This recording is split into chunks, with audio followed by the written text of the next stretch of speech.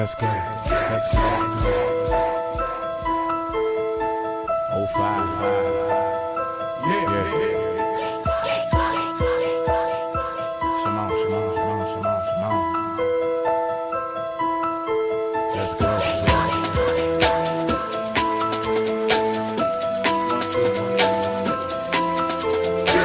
Lone Star on the MIC, I guess down in the place to be. Hey.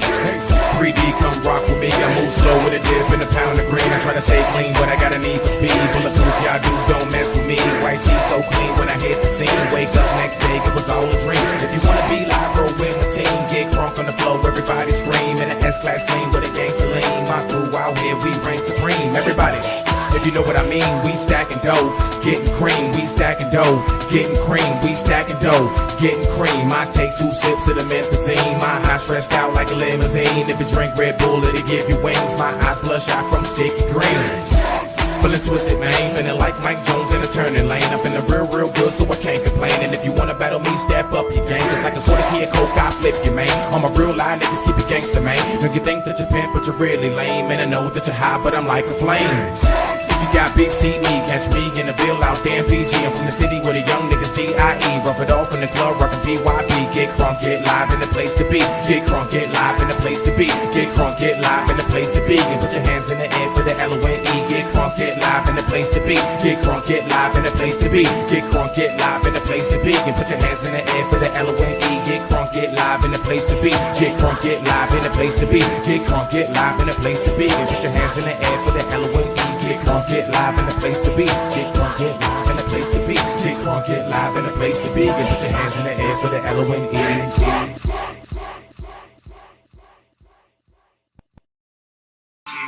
They walk like we walk, no.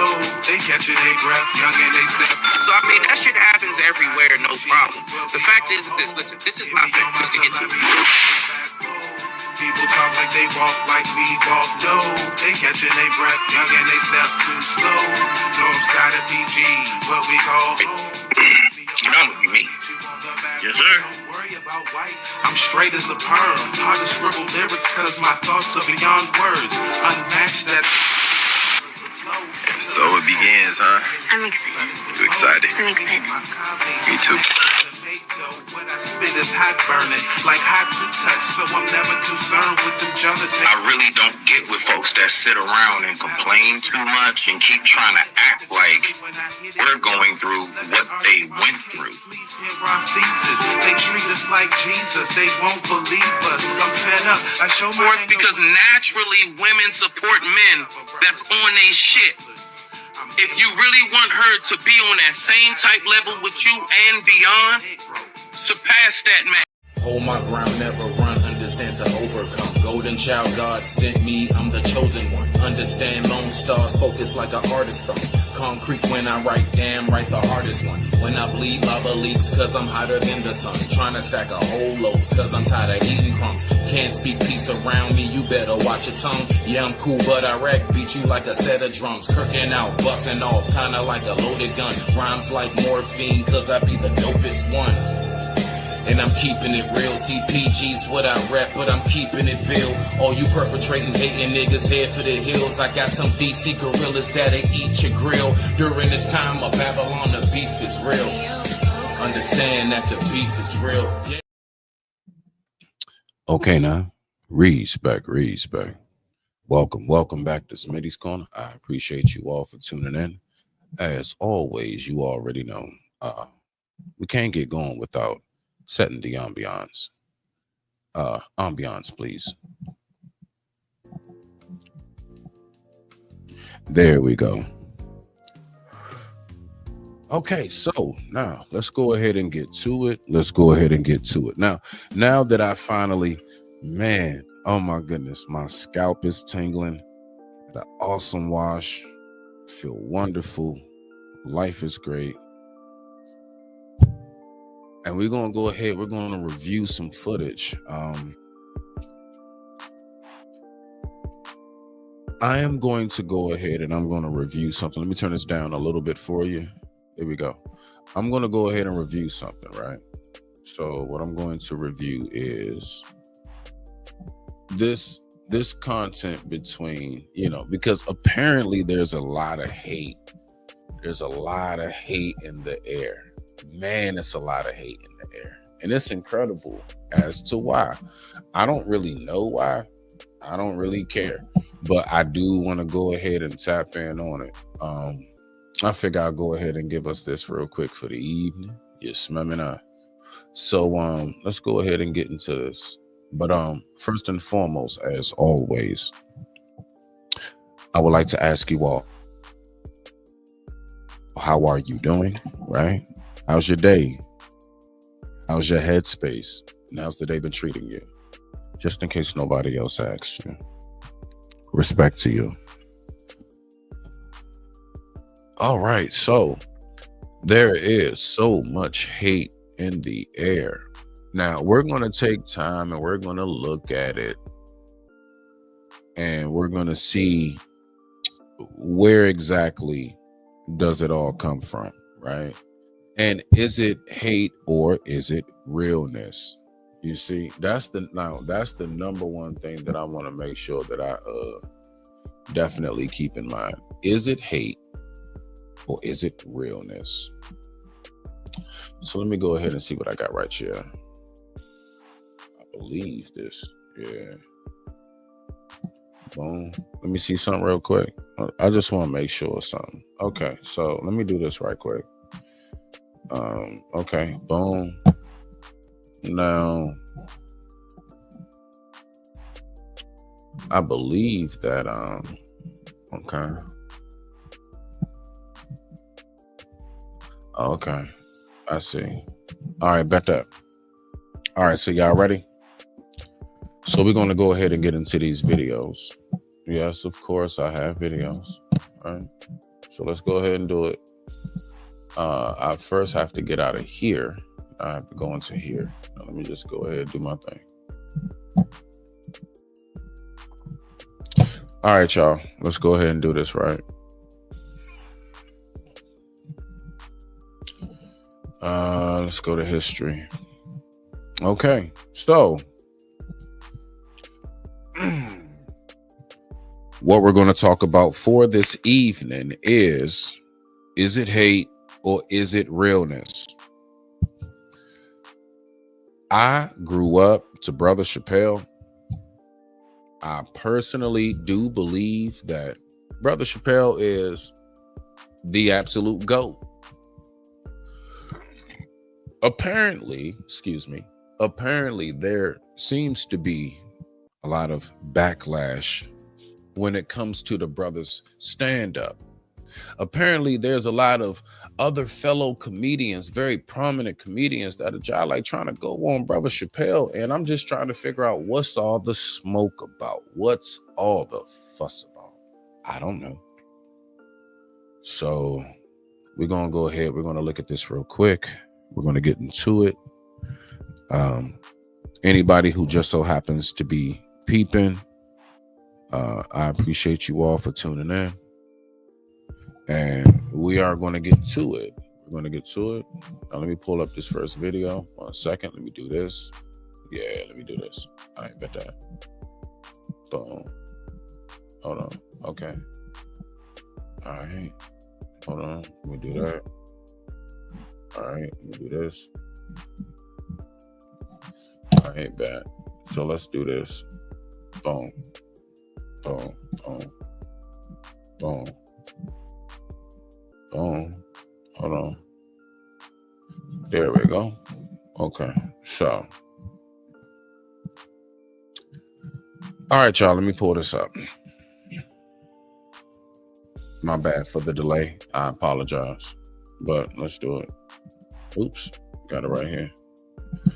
Okay. So we got this right here. We got this right here. Boom.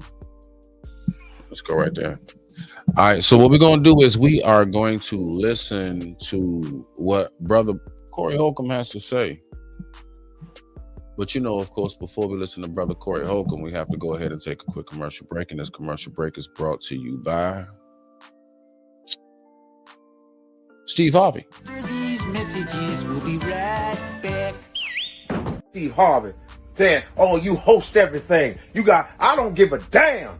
I'm a host every damn thing. Yeah, you damn right I host everything. I host all that. I host your damn birthday party. I don't give a damn. See, God has blessed me. God has blessed me.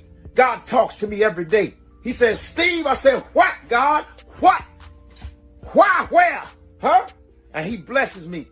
I don't give a damn. I'm going to host my own funeral. You damn right. As soon as I'm dead, I'm going to get out the casket and say, I'm hosting this. I host everything. That's right. I'm proud of it. Keep it up.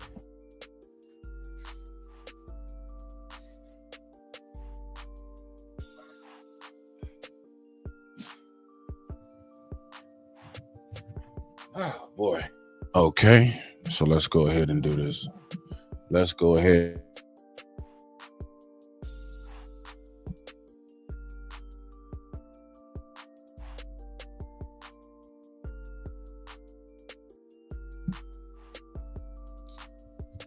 So let's go ahead and get to this. Y'all already know. I'm gonna pull this video up. Now, I really rock with Brother Chappelle. That is the GOAT to me. Now, again, you tell me, is it hate or is he just being real? And with that being said, I digress. My mic is muted. Let's go ahead and rock out. I can't be quiet no more. My nigga Dave Chappelle be bombing like a motherfucker. I'm just keeping it real, dog. My nigga D Chappelle be bombing. Corey, are you serious right now, bro? how did he get the title GOAT, Corey? Now, I mean, I'm gonna tell you right now, Corey's my man. Like, when it comes to the comedy tip, a lot of people may not rock with him. I'm gonna tell you exactly why I actually really do appreciate folks like Corey. I'm gonna be honest with you. They are the last of a dying breed. It ain't that many, at least, like, I'm talking about raw. I'm not talking about being perverted. I'm not talking about being super duper extra over the top to the point where you're just all around offensive.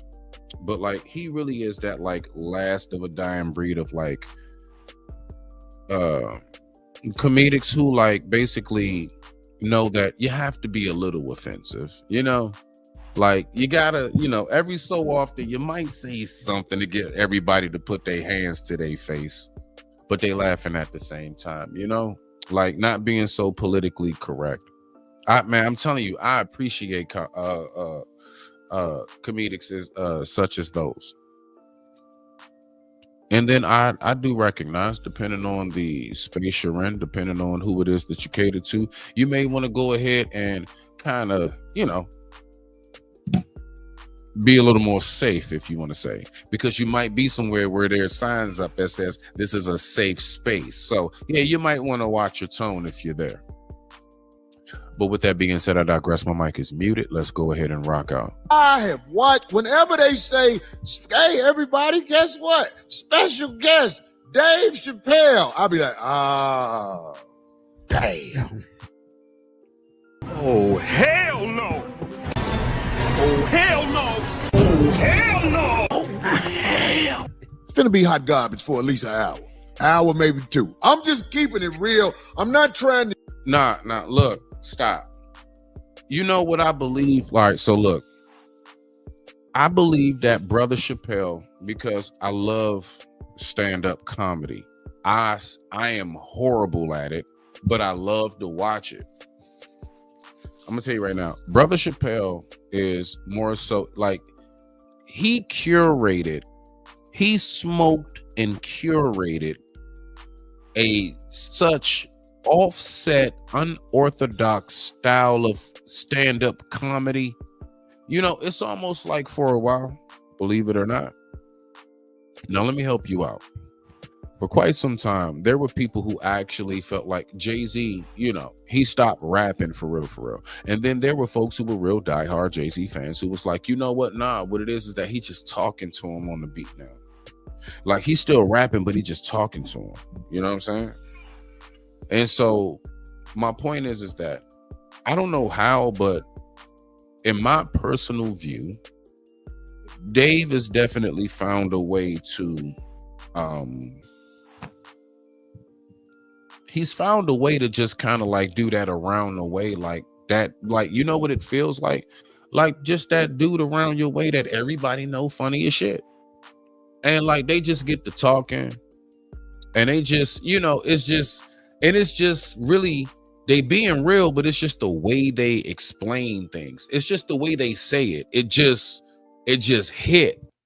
really hit the way they say shit. And so somehow or another, Dave has like, because mind you, go back to Half Baked. Look at most of the scenes in Half Baked. It was so much mama why and all kinds of stuff. No, what he did was he curated it. You see?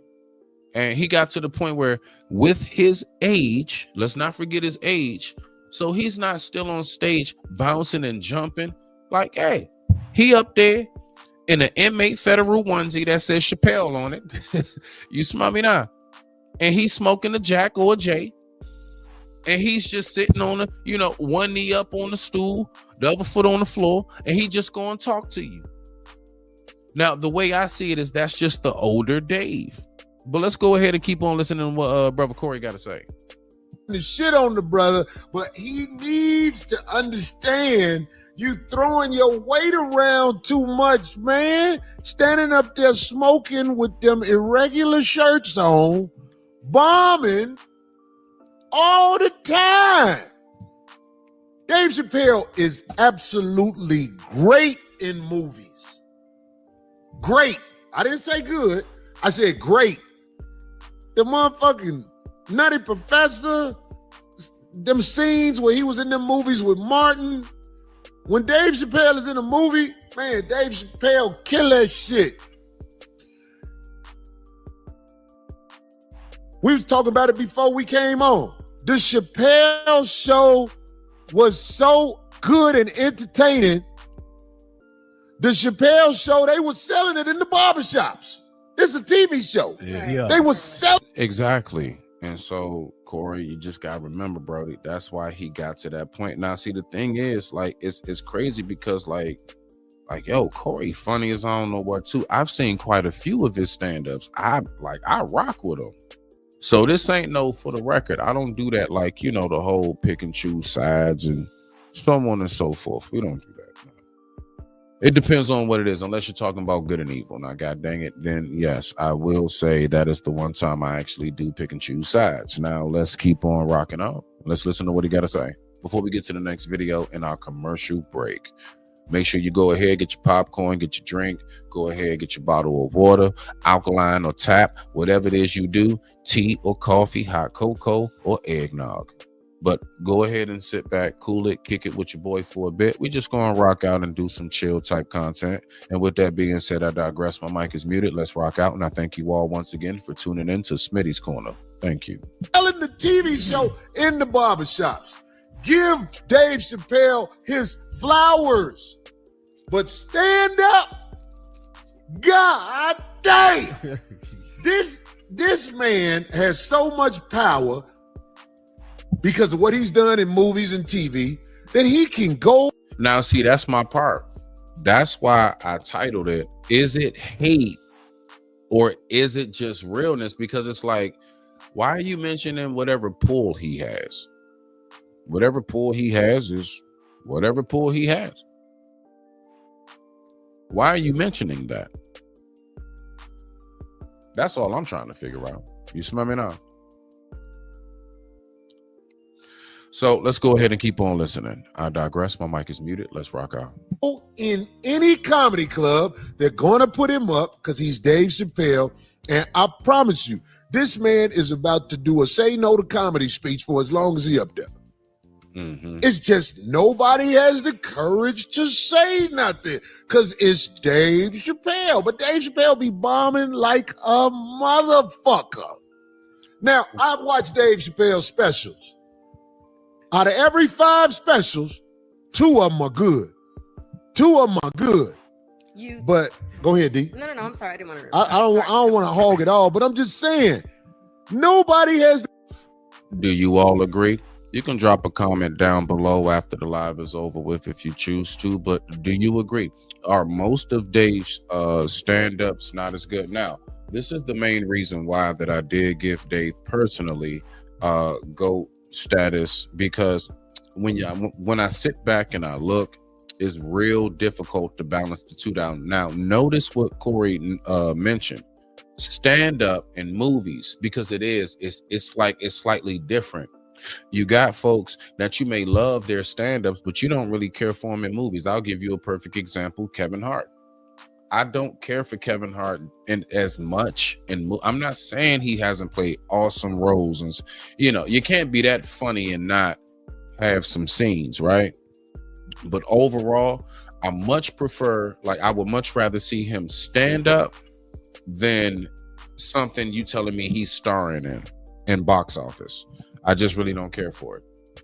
But the thing is that Dave is one of those, he's been able to actually, with his scenes and what he's been able to do, from Chappelle's Show, Half Baked, I mean, endless different scenes.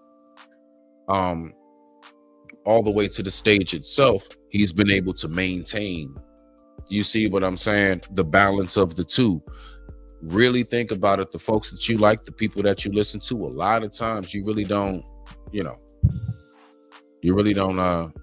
like them in both areas. So let's keep on rocking out. And with that being said, I digress. My mic is muted. I appreciate you for tuning in. Thank you. The courage to say this. The only person who said something was Faison Love. Okay.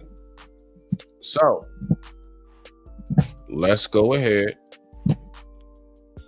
And now let's get to this main video that I want to get to. Now, of course, we're going to go ahead. Y'all already know. We're going to take just, a quick commercial break. And this quick commercial break is brought to you by Those of the Earth.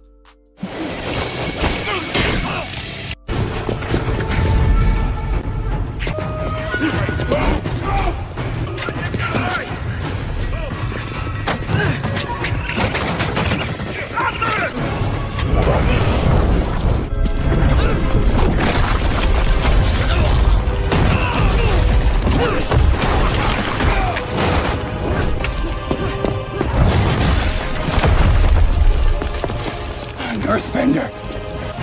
Hurry!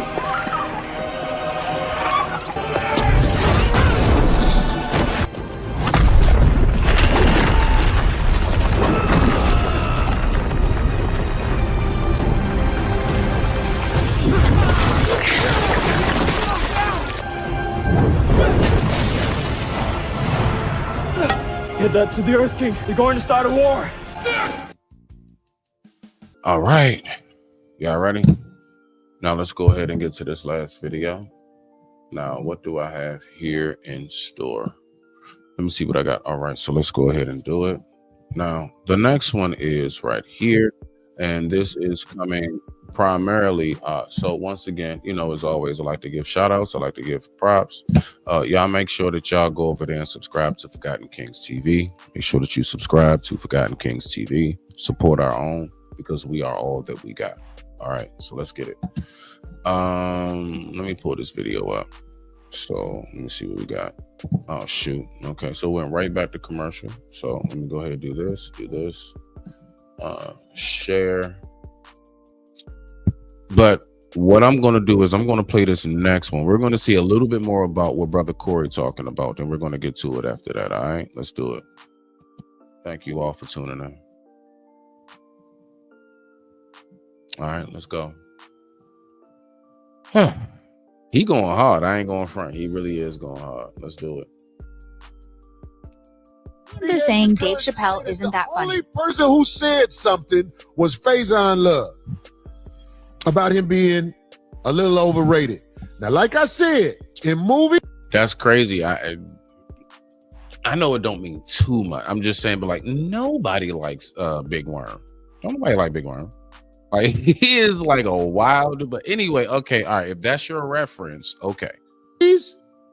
Television, Dave Chappelle is elite. elite. But if you go watch Dave Chappelle do stand-up, it was an old man at the Improv just stood up while Dave Chappelle was on stage. And he said, Dave, are you going to crack some jokes? If I'm lying, I'm done. Yeah. D-Ray that was down there. I know D-Ray, y'all don't want no parts of this. You don't want to burn bridges with the mighty Dave Chappelle. I don't want to burn bridges with the mighty Dave Chappelle. But that, my nuts too big. I watch.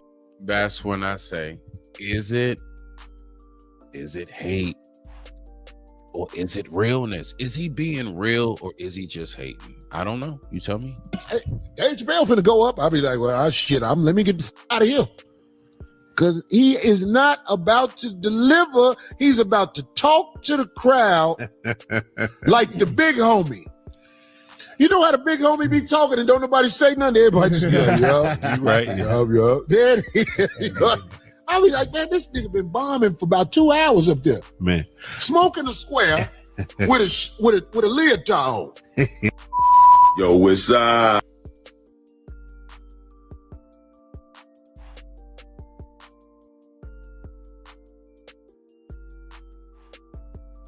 Oh, my bad. Respect. All right, so let's go ahead and get to it. We're going to listen to what the brother from Forgotten Kings TV has to say, and let's go ahead and get back to it. And I'm going to let y'all make your decision. Respect, and I thank you all once again for tuning into Smitty's Corner. Moments ago, comedian Ari Spears responds to Corey Holcomb calling Dave Chappelle's stand-up skills mid. That's right, y'all. For those who missed what Ari's had to say, moments ago, he took to IG to respond to Corey Holcomb's take with a post that reads, "This is the most horrible take ever. I'm a Dave Chappelle worshiper, and Dave's track record for films is not elite. He did one movie that was considered a cult classic, Half Baked. And outside of the Chappelle Show, which is definitely a classic, Dave's strong suit has always been stand-up. He's like the Miles Davis of the art."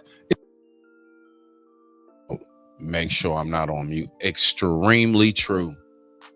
I'm sorry. I got to run that little piece back one more game. Y'all know how I do. I'm like that dad that just can't let the VCR play. Let's go. Worshiper, and Dave's track record for films is not elite.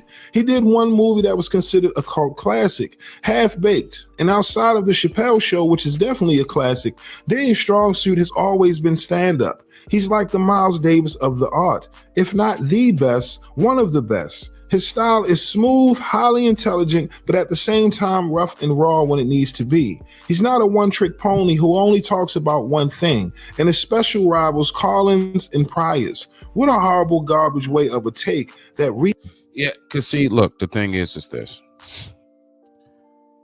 When you're like such a likable person, not just on film, but off, not just on camera, but off, right? I'm telling you, like, when you're a likable guy, when you're a lovable chick, people will gravitate to you regardless. You don't always have to say the most deepest, profound, every waking moment. People just find it very, I guess you could say, just to be around you, a comforting thing. So when we really get to thinking about that, I mean, is it really just because, he has just like taken the spotlight or something? No.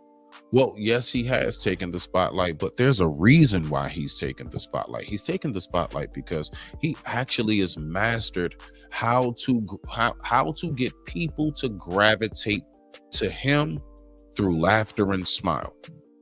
He has mastered it. He is literally sensei when it comes to that. Now let's go ahead and rock out. Now, dare anybody try to challenge me on that ideology? Speaks of envy. All right. Now, again, that was comedian Ari Spears responding to Corey Holcomb calling Dave Chappelle's stand-up skills mid. That's right, y'all. Now, for those who may not know, just a couple of weeks ago, Dave Chappelle made an appearance on SNL. Okay. Now, what would you all say his last couple of stand-ups been? Now, let me say this. I am going to say it as a true Chappelle fan. All right. As a true Chappelle supporter, should I say? I came front. I wasn't getting with like them like other type jokes he was doing. Like, y'all know what I'm talking about. Like when he was making the jokes about dancing with his friend and all, like I'm like, oh shit, bro. Like, come on, man, you're making me uncomfortable. Like, I don't like that shit. And it's just the simple fact of like, why are you talking about that? So listen, has he had moments where like it was questionable? Let's even go as far as to say pause worthy. Yes, I will. Yes, I will say that. Definitely. But like, no bullshit. Yeah, man. That was messing with me. Let me see what we got right here. Salute, man.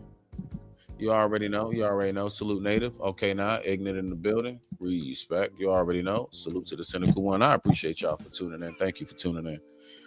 But like, real talk though. So I don't know. Like, listen. So again, is Corey Native? Did you see the first video I already played?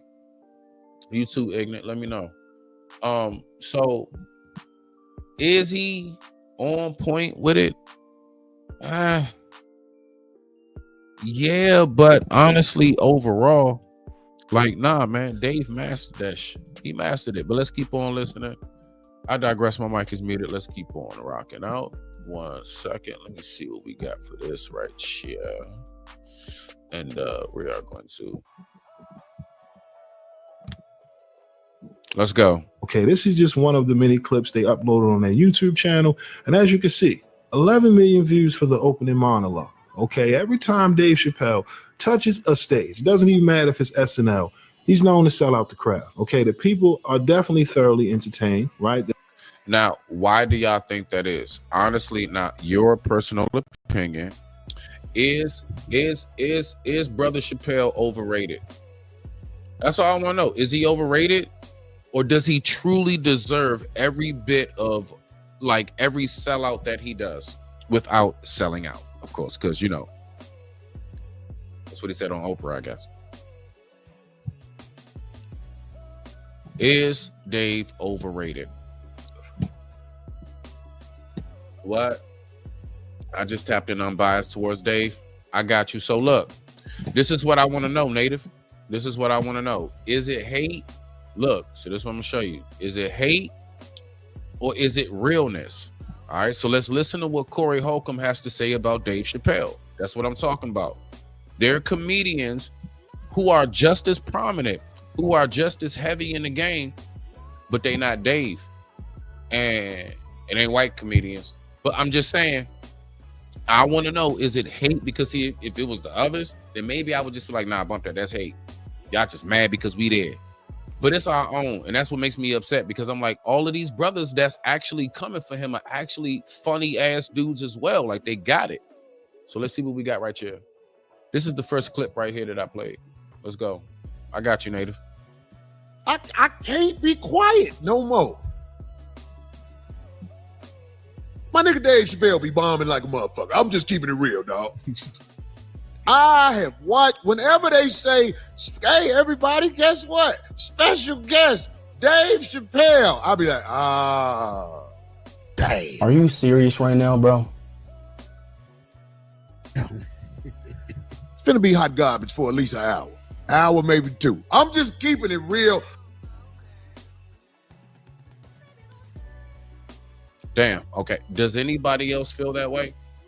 Does anybody else feel that way? I personally, listen, I said it earlier. I believe that Dave has mastered a style and an art that is so unorthodox when it comes to comedy. He doesn't do the super extra goofy shit no more. He doesn't, like, I don't feel as if he thinks, like, even down to his age, like, he's on some like real chill, like OG shit. Like, yeah, honestly, he's just like kind of just talking with you, you know?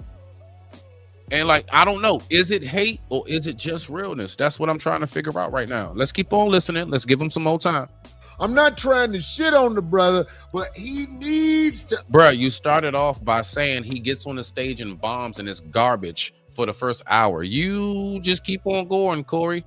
Bruh, it is what it is, my nigga. We know what it is with you. We know what it is with you, Corey. Don't start now, nigga. Like, come on now.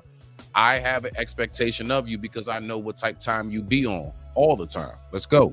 Understand You throwing your weight around too much, man. Standing up there. Now, I don't even see Dave as much. See, that's the thing when I say, is it hate or is it realness? We don't even see Dave like that. Where is he throwing his weight around? Now, yes, he's on SNL. Just did a stand-up. So, you know what I'm saying? But, like, he ain't no whole bunch of like, not how he used to be. Like, Dave used to be all in movies. I'm serious. Like, he was featuring in TV shows. Like, if you really go back and, like, them, like, early, mid-2000s, man, Dave was almost everywhere. He was everywhere. Local night spots and everything. Where is he throwing his weight around, bro? I mean, listen. When you have the financial status that he has as far as like lifestyle, bro, he has to keep it up. What better? Look, Keenan himself went from Nickelodeon to SNL. I mean, come on now. I think it's a couple Mad TV rejects or whatever, or alumni, should I say, that went over there. Yo, it's comedians kind of from all over that pop up over there. I think even my what was their name? Key and Peele. Yo, I mean, you know, and even if we go back all the way back in the day, folks from Rodney Dangerfield, folks to what was my man that did Mrs. Doubtfire? What, oh, God, goodness gracious, brain fart. It's been so many comedians that has gone through there. Richard Pryor stopped through there. It's been quite a few people that has stopped through SNL. Didn't mean that they stayed or that was their whole career. But like that has definitely been a main comedy vessel in the body work of comedy. Now that's something that, as somebody who loves a good laugh, I have peeped at. Let's keep on rocking out. I digress. My mic is muted. Go ahead, roll your J. Go ahead, grab a drink. Get your alkaline water. Grab your tea. Grab your whatever you need. Your snacks, your corn chips. Let's go ahead and listen to what he got to say. Smoking with them irregular shirts on. Bomb. It's not. It's a federal onesie called a jump. Anyway, it's a federal onesie, sir. Get it right. Bombing all the time. Dave Chappelle is absolutely great in movies. Great. I didn't say good. I said great. The motherfucking Nutty Professor, them scenes where he was in them movies with Martin. And when was all of those movies? And when was all of that? During those early I got you, Native. During those early 2000s. That's what I'm talking. Everything he just named was directly during that time period in which it is that I speak about right now. Let's go ahead and do it. I got you, Native. 1 second. Let's go ahead and do that. Bow. Yeah. But you know what I'm saying? Like, so we're not going to keep playing these games like we don't know the track history and record of Dave. Again, is it hate or is he just being real? Sometimes, like, nah. Like, because see, the thing is, I don't know Corey to really like hate. Like, I don't know him for that. I watch Corey too. I've seen quite a few of his stand-ups. I've seen him feature in shows and movies as well. He's big as well. He is not no little dog in this fight. He's not. He a big dog too. You know? But with that being said, I digress. My mic is muted. Let me go ahead and y'all already know what it is. I gotta get Native the intro.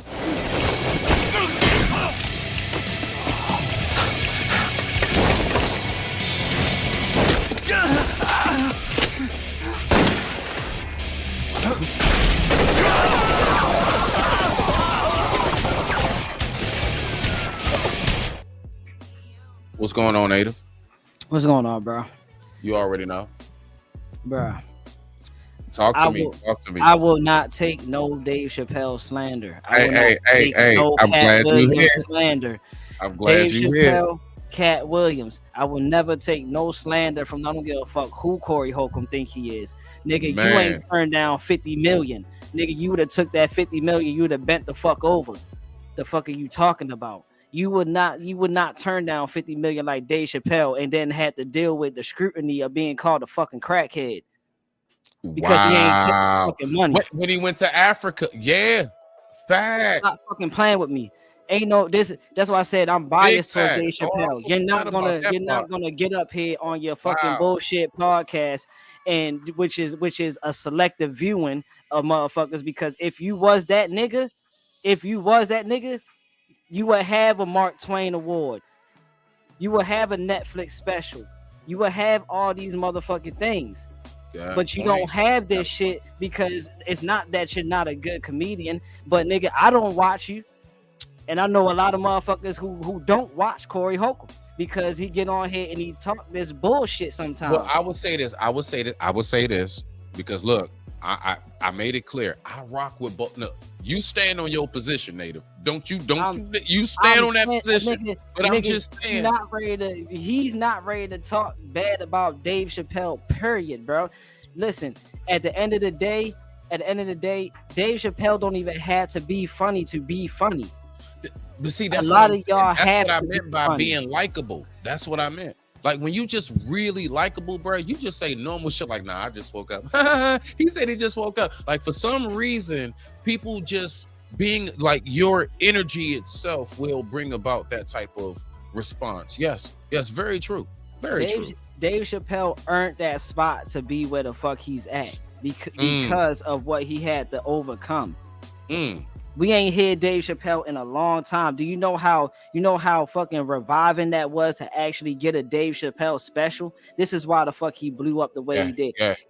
When it's good artists and shit like that, and I'm a use Kendrick Lamar for example. When you're a good artist, you can leave for 5 years and come back. You don't have to put out an album at the album and at you're the still in album. the algorithm. And you're still in the algorithm. What's content? What's quality to quantity? Facts. Big facts. You see what Native. I'm saying? Big What's facts. quality to Dave Chappelle produces quality. He talks about current events, recent events. He don't just get up there and juke and jive for a motherfucker to laugh at him. That's the difference. I don't have to motherfucking juke and jive for you. Hey, look at me. Ha ha ha ha. Look what I can do. You don't have to do that when you are Dave Chappelle. The fuck are you talking about, Corey Holcomb? And I fucks with you because you get on some real shit sometimes and you really be speaking on some real shit. But this right here, my nigga, no, I'm not letting you rock with that, my nigga. Never gonna let you rock with that. Fuck what you talking about. Don't mention somebody else like Kevin Hart, nigga. Kevin Hart ain't been the same since his first couple 3 performance joints. And I heard that from everybody, from guys to women. You know who I never heard that from? Cat Williams or Dave Chappelle. Yeah. And if you do your research, Dave Chappelle got big after the 2000s, like you said, Smitty, when he wasn't juking and jiving for the white man. Facts. He was just doing his own thing. About he not putting that dress on. Exactly. All of those days, I remember. Come on, man. That's been my man's, bro. That's been my man's. Corey Holcomb must have forgot he came up on Dave Chappelle. I mean, on Jerry Springer. Okay. You want Jerry Springer juking and jiving for that white man? Yeah, you forgot about that though. No. Let's also not forget about the true king of comedy, Native. We can't forget about the true king of comedy. Harvey saying, "Oh, you host everything. I don't give a damn.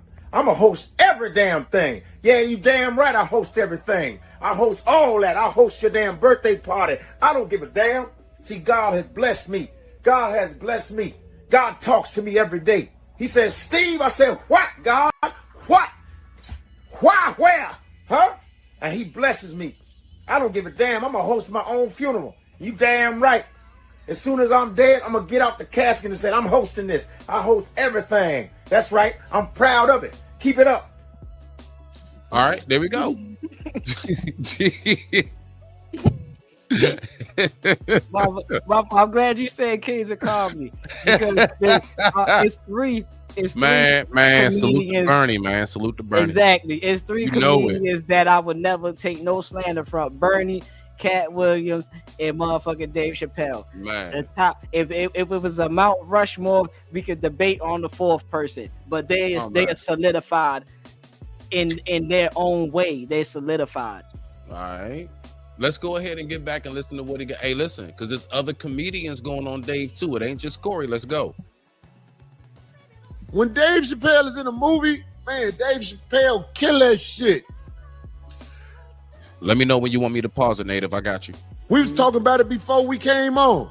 The Chappelle show was so good and entertaining. Yeah, that it set him for life. Pause that. The Dave Chappelle set him for life. The Dave Chappelle was so good and entertaining is because it was a bunch of ignorant shit about black people that made the white people laugh. That's why it was so good. That's why he had a problem with doing the Dave Chappelle show. I don't know. I don't look, Native. I gotta say it. I'm sorry. I honestly believe that the Chappelle show was the one-man band equivalent to Family Guy, in my view. Family Guy, you can't call Family Guy racist, bro. Like who, or South Park, who don't catch smoke? I'm not. Who hasn't catch smoke on like throughout all of those seasons to the very end? Who hasn't? Man, Dave has gone on Us, Them, and the rest. He done done Asian, whites. He done everybody. Yeah, this ain't got nothing to do with Martin. I thought Martin was the king of characters. No, I ain't gonna lie. Eddie got that's tough. I don't know who you got between Eddie, Martin, and Dave between characters. I got Eddie because Eddie did like Eddie be doing that shit. Yeah, he did like 5 different people in one movie one time. Man. I forget what it was. He had fucking 5 different characters. But when they were all sitting at the table. I know, I think that's Nutty Professor. Yeah, isn't it Nutty Professor? Yeah, Nutty Professor. It probably was. It was Nutty Professor. Go ahead. Dave Chappelle, not saying it was solely strictly upon us, but the shit that he would do on there, you know what I'm saying? It was more likely you would see in the black communities. He did the white anchorman. He did the KKK member. Yep, he did the president. You know, he did the Asian jump too. He did everything. Bro. It was more real shit to the black community than it was them. You know what I'm saying? Do you really think it was more real? Do you not think that when he did certain aspects of the others that they didn't take what you're saying the exact same way? Do you think possibly that you only see the part of us, which you should, because you focus on us, which you should? You see what I'm saying? Your vision is tunnel for your own. So of course, maybe the others, you're like, man, bump all that shit. I ain't even worried about them. You worried about us, which you should be. As in first priority. And then from there, we can extend ourselves. Yeah. Like it was times that you hear Dave Chappelle say it was times that the white people will be laughing harder than the black people. Right. You see what I'm saying? And it's not saying that he was doing that intentionally, but it was just a way. It's just a way that he's performing. You see, everybody likes that coon, that juke and jive for a motherfucker. Entertain me, nigga. Entertain me. You see, they love that. Mm-hmm. But when you get on here, you start speaking some real shit. You start speaking some shit that make a motherfucker think. Now it's he's bombing, he's falling off, bro. He ain't got no real content. But nah, see, y'all niggas is too small-minded to look past the fucking juke and jive part and listen to what the fuck the context of the joke is. Oh man. Okay. See, this is I'm always an out the box thinker. This is why I fucks with Dave Chappelle so much, because Dave Chappelle does shit outside the box. You don't need that.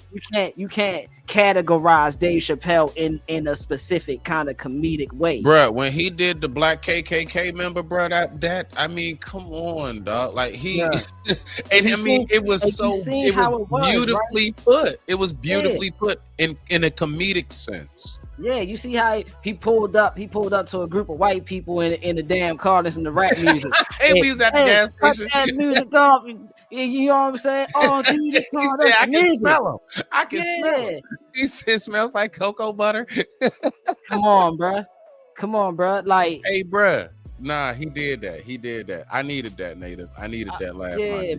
I'm not gonna cap, bro. I'm not gonna cap, bro. I can't sit back and listen to a nigga downplay pure genius. I can't sit back and listen to a nigga downplay, you know what I mean, hard work and dedication. Man, when you sit here on this white man's platform, which this is a white-owned platform, and you talk bad about another black man, bro, is highly disrespectful. When the white man cuts boy. Yeah, boy, I tell you. I couldn't text all that, and that's why I was like, yo, you gotta give me the link because I can't text all this. Look, first of all, I'd rather you come up, my G. You already know you add value. I just want to let you know that if nobody else does, you actually add value when you appear. That's why you have your own personal intro. Nobody else gets that intro. And with that being said, I digress. My mic is muted. Let's go ahead and get back to what Corey's saying, though. Let him go ahead and get his minute or two in real quick, Native. Let him get his minute or two in on why he feels the way he feels. All right, let him respond to what you saying. The Chappelle show, that they was selling it in the barbershops. It's a TV show. Yeah. They was selling the TV show in the barbershops. Give Dave Chappelle his flowers, but stand up. God damn. This man has so much power because of what he's done in movies. And real quick, Native, let me just say this part and I'm gonna push play again. That's the part that really gets to me. It's like, why are you mentioning this power? Stick to the comedy. Let's not go to how much accolades he has and his pull and his reach. If he does have it, it must be for a reason. He became the octopus for a reason. TV that he can go in any comedy club. They're going to put him up because he's Dave Chappelle. And I promise you, this man is about to do a say no to comedy speech for. Should they not put him up because he's Dave Chappelle? As long as he up there. It's just nobody has the courage to say nothing because it's Dave Chappelle. But Dave Chappelle be bombing like a motherfucker. Now, I've watched Dave Chappelle's specials. Out of every 5 specials, 2 of them are good.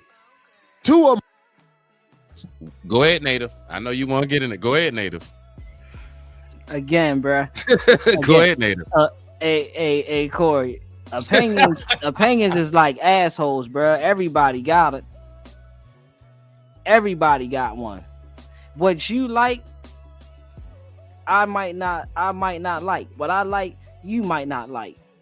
But this right here, this is the type of dysfunction they want us to have. They don't want us to be in an alliance. They want you to feel like this. And the fact that you getting up here saying this, it just shows me that this ain't real talk. It's not real. This is low key. You don't like the fact that he's better than you.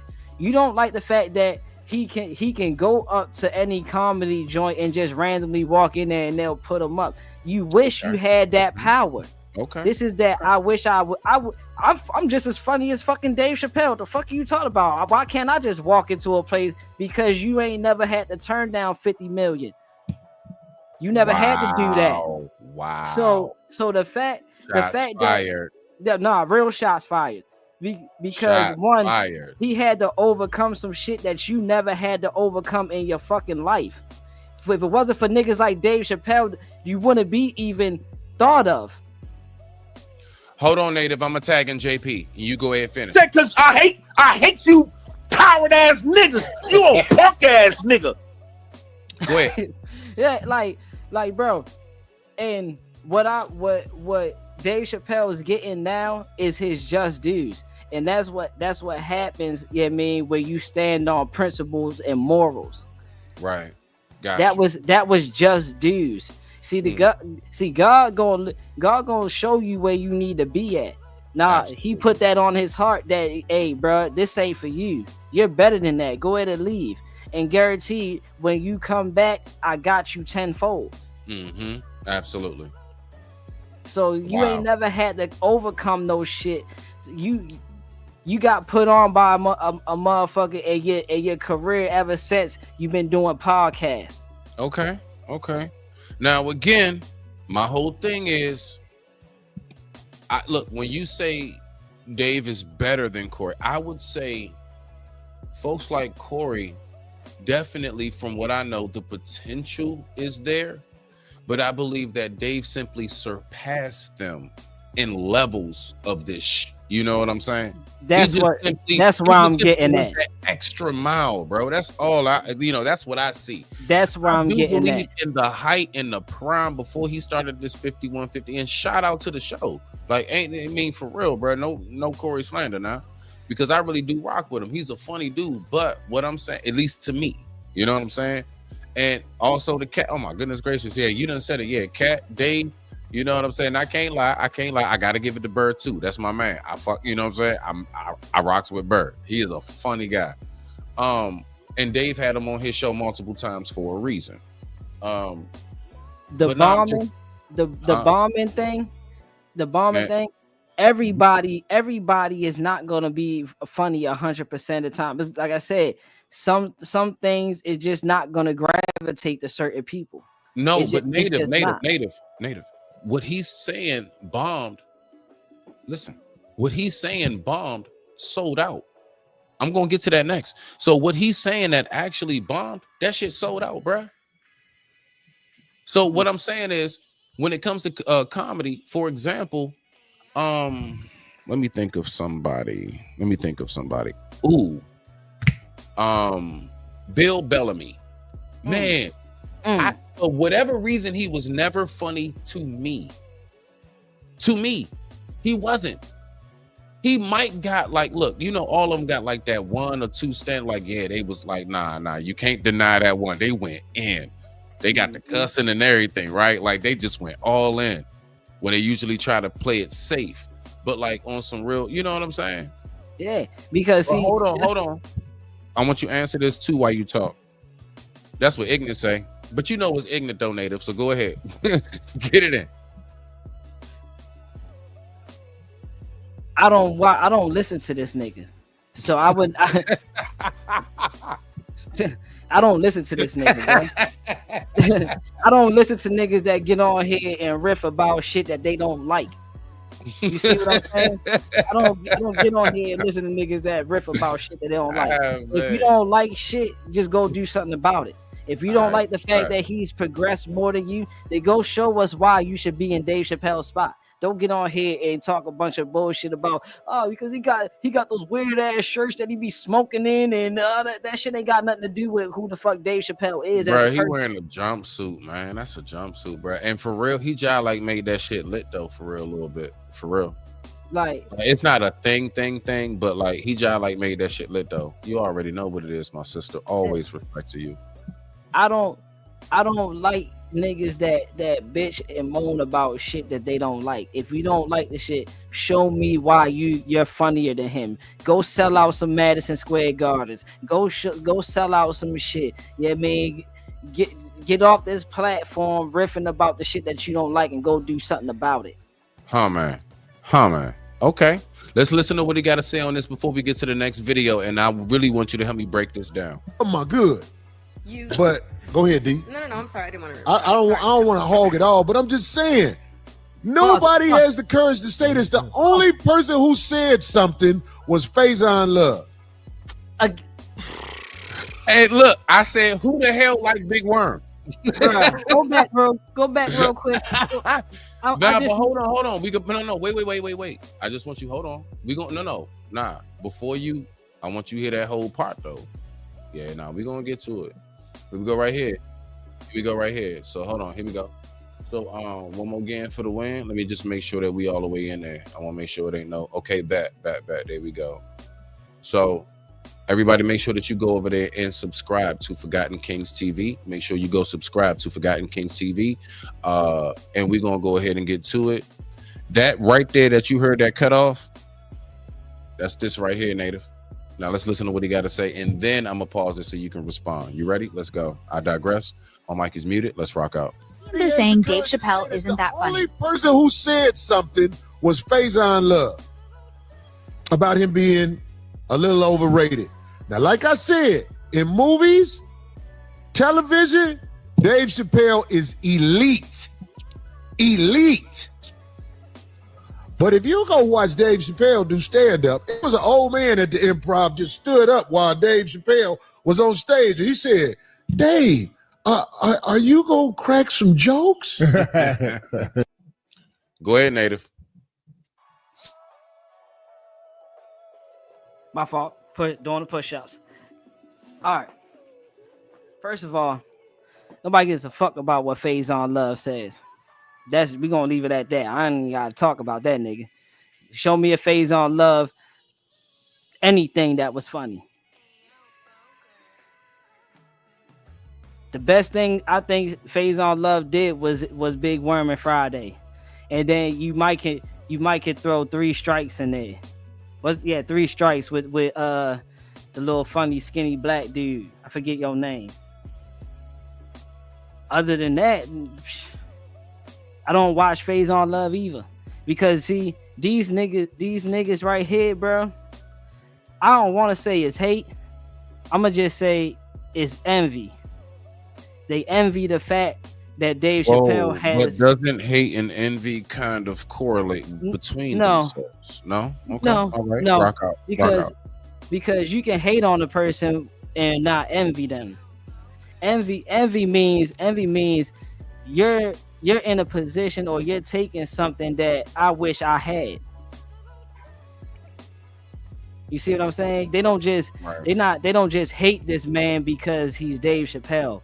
You know what I'm saying? Because he says he's complimenting him on the back end, but still envious of what Dave Chappelle has accomplished in life. Right. I see what you're saying. Yeah, see, he keeps bringing up old Dave Chappelle.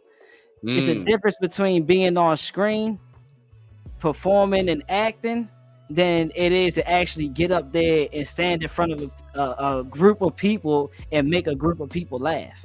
It's a difference. See, I got takes when it comes down to acting. So if I don't get it right the first time, that means I gotta motherfucking do it again and do it again and do it again until I get it right. But when stand up, you don't get to do that shit again. It's either you gonna like it or you not. And if you don't like it, then you don't like it. That's just what it is. But guess what? That doesn't mean the next group of people is not gonna like it. It just means I didn't gravitate to this particular audience. You know what? What I do in this performance that I can do better in the next performance. See, you don't get that. You don't get that in being on the screen. You mess up, cut, retake, cut, retake. You see what I'm saying? Facts. So you got it with stand up. You got one time to deliver. Nah, that is a fact, because it's like right then and there. And you know, the most masterful things we've seen, when the crowd would get a comedian off, like heckle them, and then they can still go through and Joan back, you know what I'm saying, and give them that work, and then get right back on course.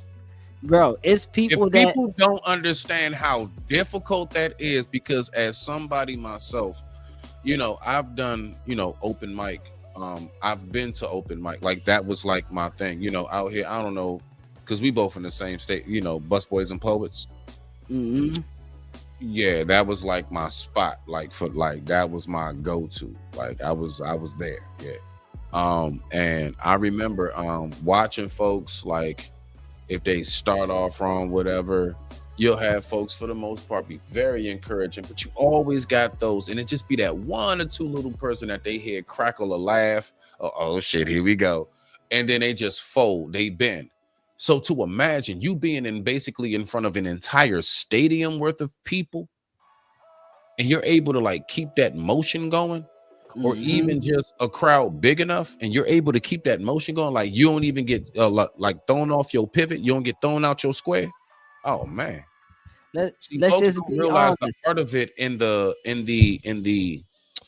charisma, the craftiness, the real quick on your toes thinking. Bro, that is not easy to do. But keep on rocking out. I digress. My mic is muted before we get back to the video. No, I was saying, let's just be honest. You know what I'm saying? When it comes down to stand up, you know, being a stand-up comedian, you gotta have a certain kind of swag. You gotta have a certain kind of feng shui while you up there with the certain things you use. Like, I see it's comedians that have to act on stage while they perform, while they do their jokes, you know, and there's nothing wrong with that. Sometimes, you know, you might gotta do a little bit extra to get the people to understand the joke. This is one person that doesn't do none of that.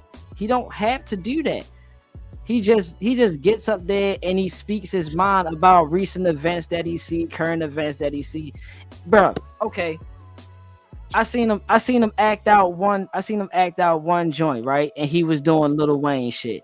And he was like, for some reason, I was up doing a whole bunch of Lil Wayne joints, and I must have wrote 100 something Lil Wayne jokes. And he like, oh yeah, y'all don't believe me? All right, cool. So this one, Lil Wayne stars in CSI, and he walked through and he slips, like fake like he slips, and then he starts doing Lil Wayne voice, like, come here, shine the light right here.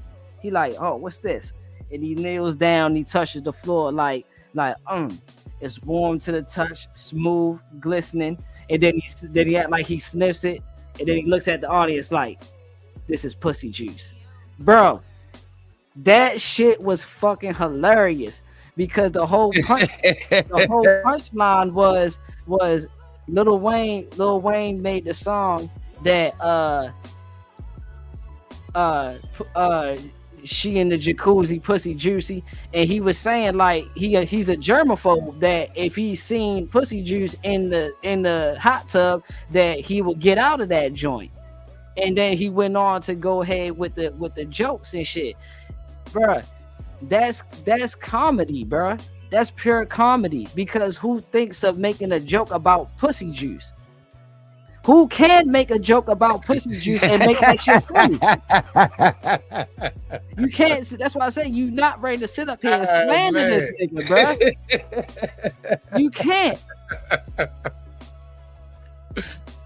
Shit. Okay, now let's go ahead and get back to the video. With that being said, I digress. My mic is muted. AC going off tonight, y'all. Y'all gotta bear with my mans, okay? That's that home team energy. Let's go. If I'm lying, I'm done. Yeah. D-Ray that was down there. I know D-Ray, y'all don't want no parts of this. You don't want to burn bridges with the mighty Dave Chappelle. I don't want to burn bridges with the mighty Dave Chappelle. But that sounds like you are right now. You already did, bro. Nuts too big. Did. I watch Dave Chappelle finna go up. I'll be like, well, shit, let me get out of here. Because he is not about to deliver. He's about to talk to the crowd like the big homie. Are you serious right now, bro? You know how the big homie be talking and don't nobody say nothing? Everybody just be like, yeah. Right. Yeah. Pause that. So you just want to be a young nigga for your whole life. You don't never want. You a Toys R Us kid, huh? You don't want to grow up.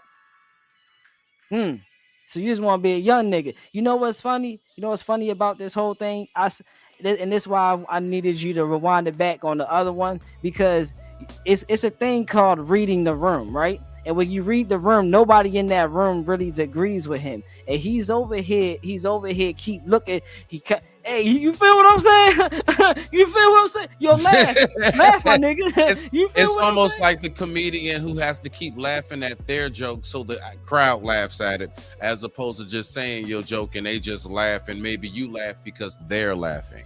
Because he don't know how to read the room and understand that these motherfuckers is not agreeing with none of the shit you're saying, dog.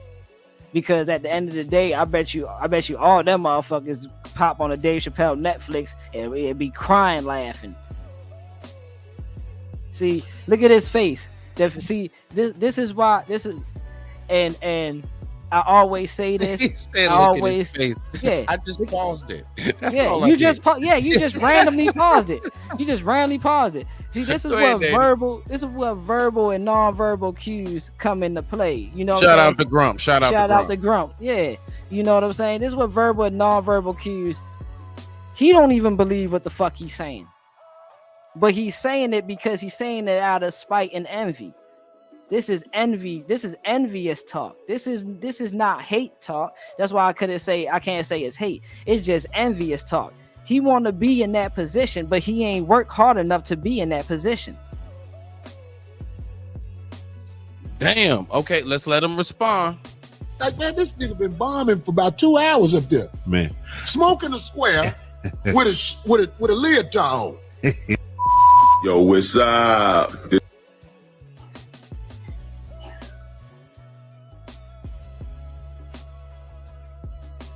Anytime you start bringing, and so now we're going to get to real quick. My bad, I didn't know I was on mute. So now we're going to get to what brother Forgotten Kings TV has to say. Shout out to bro, man, from the Fifth Flow with 4 fingers. What you got to say briefly, Native, so I can go ahead and let him say something, because you can go ahead and tell me to pause it whenever you want throughout this dialogue. He gonna pull up shit too. anytime you start talking about a man's clothes and what he's wearing and stuff like that, you don't really have no real base on your argument. Oh, okay. Let's go ahead and see what brother Forgotten Kings TV has to say. Shout out, y'all. Make sure y'all go subscribe, salute, and support your own, because we all we got. Let's go.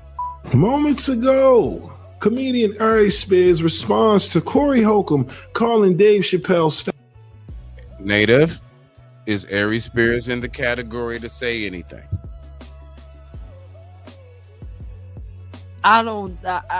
Again, nobody is in any position right now to talk about Dave Chappelle, period. I am Dave Chappelle biased. You will not say shit bad about Dave Chappelle while I am on this earth. Say less on mothers. On mothers. So basically, everybody, let me just help y'all out. If you come at Native with any kind of Chappelle slander, this is going to be the response. Because I hate you coward ass niggas. You a punk ass nigga. Oh hell no! Hell no! That's what you're going to get. Let's go ahead and listen. stand-up skills mid. That's right, y'all. For those who missed what Ari's had to say, moments ago, he took to IG to respond to Corey Holcomb's take with a post that reads, "This is the most horrible take ever. I'm a Dave Chappelle worshiper, and Dave's track record for films is not elite. He did one movie that was considered a cult classic, Half Baked. And outside of the Chappelle Show, which is definitely a classic, Dave's strong suit has always been stand-up. He's like the Miles Davis of the art, if not the best, one of the best. His style is smooth, highly intelligent, but at the same time rough and raw when it needs to be. He's not a one-trick pony who only talks about one thing, and his special rivals Collins and Pryor. What a horrible garbage way Would you say that is what you were describing as far as when he said he's not a one-trick pony, as in when you were saying he's able to extend in comedy? Remember, we were saying them levels that Dave can reach, and that's basically what he's saying by not a one-trick pony. Like he can go multiples, almost like Johnny Depp. Johnny Depp is, I'm just gonna say it, like, what can't he act besides a nigga in the hood? What can't he act? I'm telling you, bro. He's like the Johnny Depp of comedy, honestly. I said this, bro. I said, bro, I got a selected few of white actors that I really fucks with. Yeah, I mean, Robert Downey Jr. be one of them, and Johnny Depp would be the other one. Come on now. Nicolas Cage. Yeah, I mean, yes. He got a lot of like. See, the only thing that blow me about Nick is he keep putting himself in these like sci-fi B-rated movies, and it like destroys the legacy. If only he stayed like Ronnie and Johnny, then I swear. But like, cause see, you're not gonna see Iron Man in no sci-fi B-rated Real movie, talk. bro. You're not gonna see Johnny but for some reason, Nicolas Cage wound up on Channel 34 Sunday morning, right after the church special. You know what I'm saying? Bruh, And some shit but called Worms Come from the Earth. You ain't never heard nothing about it or anything. But Like real shit. The thing with that is, bro, Nicolas Cage understands that, bro. I don't have to do none of these super high class joints to get you to watch. You're gonna watch this because But Native, I gotta get pushback on that, fam. Only reason why, because you want to know the number. Listen, what destroyed Jordan's legacy? What destroyed it? Coming back as 4 or 5. When he went back. Yeah, coming back as 4 or 5. You should No. Well, no. When he, that I would say when he came back to the Wizards, but yeah, that too. I'll go ahead. But yeah, basically after that dynasty, he should have just left it alone. Yeah.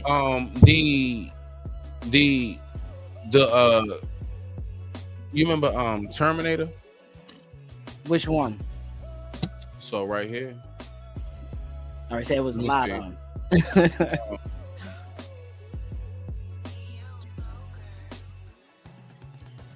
Hold on, let me type this in.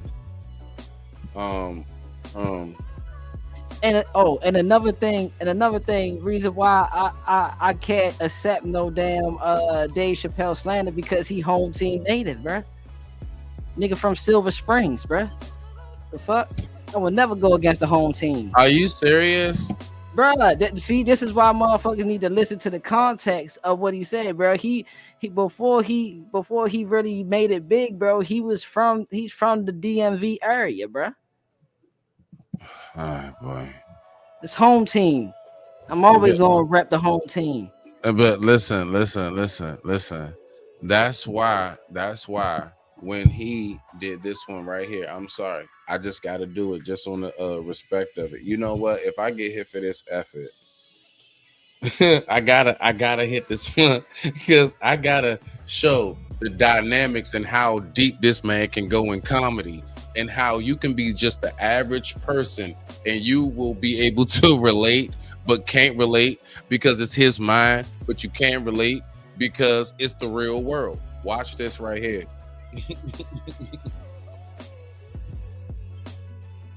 Here we go. Native, I know you remember this one too. Here we go. All right, so this right here, I'm gonna take y'all back. All right, this is how this man got to the point of where he is. I shit you not. Let's go. And I got one more after this. I don't care if I get hit. Let's go. It's fucking crazy. But it also feel like it's the East Coast city and the West Coast. You guys got subways and shit. I'm scared of public transportation. I was on a bus that was held hostage 45 minutes. It wasn't life-threatening. I don't want to give you that impression. It was a dude jerking off, but the shit was scary, son. It was scary. Because right before it happened, I was on the bus smoking a cigarette. It's a long story. That's not the coolest shit I ever did. And people freaked out. Sir, put that goddamn cigarette out, okay? This is everybody's air, sir. I flicked it. I didn't want any trouble. And just at that moment, coincidentally, this homeless dude out of nowhere pulls his dick out, started beating off.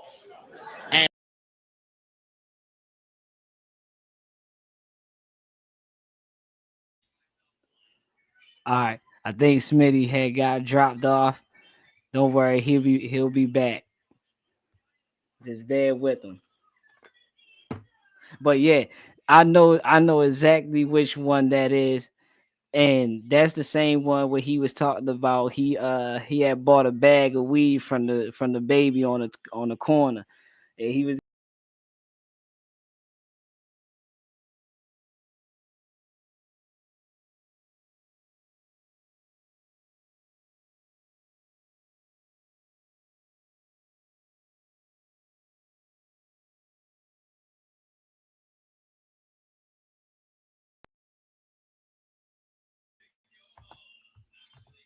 Hold on. Okay.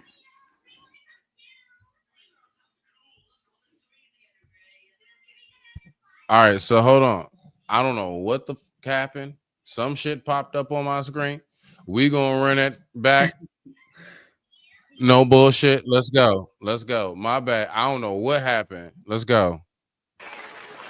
It's fucking crazy. But it Get your also feel popcorn. like it's Get the your East popcorn. Coast city and the West Coast. You guys got subways and shit. I'm scared of public transportation. I was on a bus that was held hostage 45 minutes. It wasn't life-threatening. I don't want to give you that impression. It was a dude jerking off, but the shit was scary, son. It was scary. Because right before it happened, I was on the bus smoking a cigarette. It's a long story. That's not the coolest shit I ever did. And people freaked out. Sir! Sir, put that goddamn cigarette out, okay? This is everybody's air, sir. I flicked it. I didn't want any trouble. And just at that moment, coincidentally, this homeless dude out of nowhere pulls his dick out, started beating off. And I was furious. Because nobody said shit to this guy. They were just looking like, oh my God. I was the only one on the bus that had the balls to say anything to him. And it's not even like I was brave, really. It was that, I was sitting next to the motherfucker. I had to say something. Come on, dog. You hit my elbows. Stop. Son, stop. That's all I said. I don't want to say too much. Guys beating off on the bus means there's something wrong with this motherfucker. He's not wrapped so tight. I didn't want to push him over the edge. As soon as I said something, all these dummies on the bus, now they're brave. He's right. Put your goddamn cock away. I don't want to see this anymore. I don't want to see it either. Yeah! Now the guy flips out. All right, everybody, back up. Back the fuck up. I tried to be nice about this. Now everybody freaks out. Oh my God, it's a biological attack. Oh. I'm caught in the middle. I can't lose my cool. I said, hey, everybody, just calm the fuck down or you're going to get me shot. So just be cool. Let's do what this man says so he'll leave us alone. Now everybody gets quiet.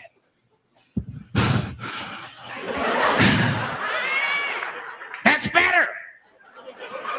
That is better. And then he started walking up and down the aisles. He was terrorizing us.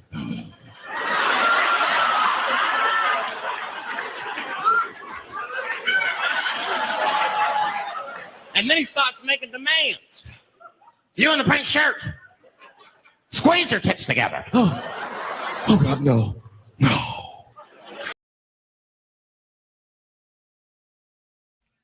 Bruh.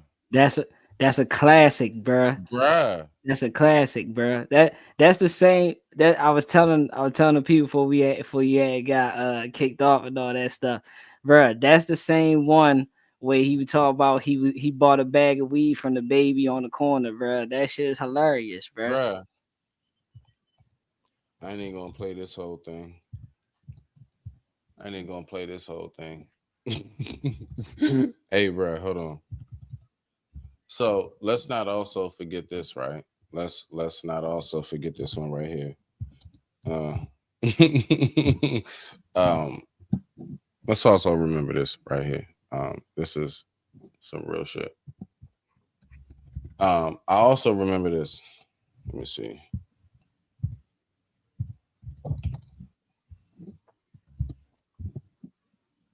There we go. Native. You also remember this as well, right? All right, so here we go. Right here. You also remember this. Let's go. Then we're going to get back to what Corey talked about. But like I said, bump it. Let's go ahead, have some fun with it. Let's go ahead and do the goddamn thing. And we're going ahead, we're going to get to it. But we have to remember, because all of this is like the iconic stuff that I personally remember, right?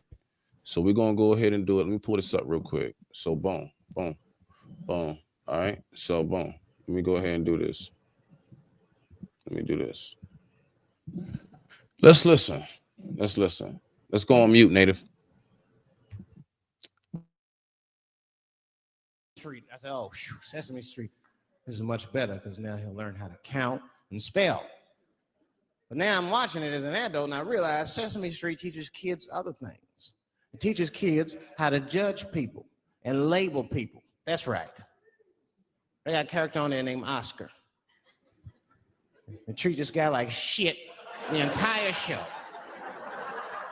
They judge him right in his face. Oscar, you are so mean. Isn't it, kids? Yeah, Oscar. You're a grouch. It's like, bitch, I live in a fucking trash can. I'm the poorest motherfucker on Sesame Street. Nobody's helping me. Then you wonder why your kids grow up and step over homeless people. Get it together, grouch. Get a job, grouch. So don't even tell me how to get to Sesame Street. That is a terrible place. I wouldn't go there if I knew the way. Who would want to live in a neighborhood like that? Fucking 6-foot pigeons walking around. And an elephant that's a junkie. Hi, bird. Yeah, that's right, Snuffy. Hi, bird, I'm sick. I need some smack, bird. The Cookie Monster with his eyes popping out his head. Cookie, cookie, cookie, like, ugh. What kind of cookies are you talking about? Chocolate chips don't do that to people. And then they had the nerve to put a pimp on there. They didn't come out and say he's a pimp, but I know a pimp when I see one. They called him the Count. Had a cape and everything. You just see him pimping. Bitch, where is my money? You've been late 4 times. I've been counting. How many times must I smack you before you act right? 1, 2, 2 smacks.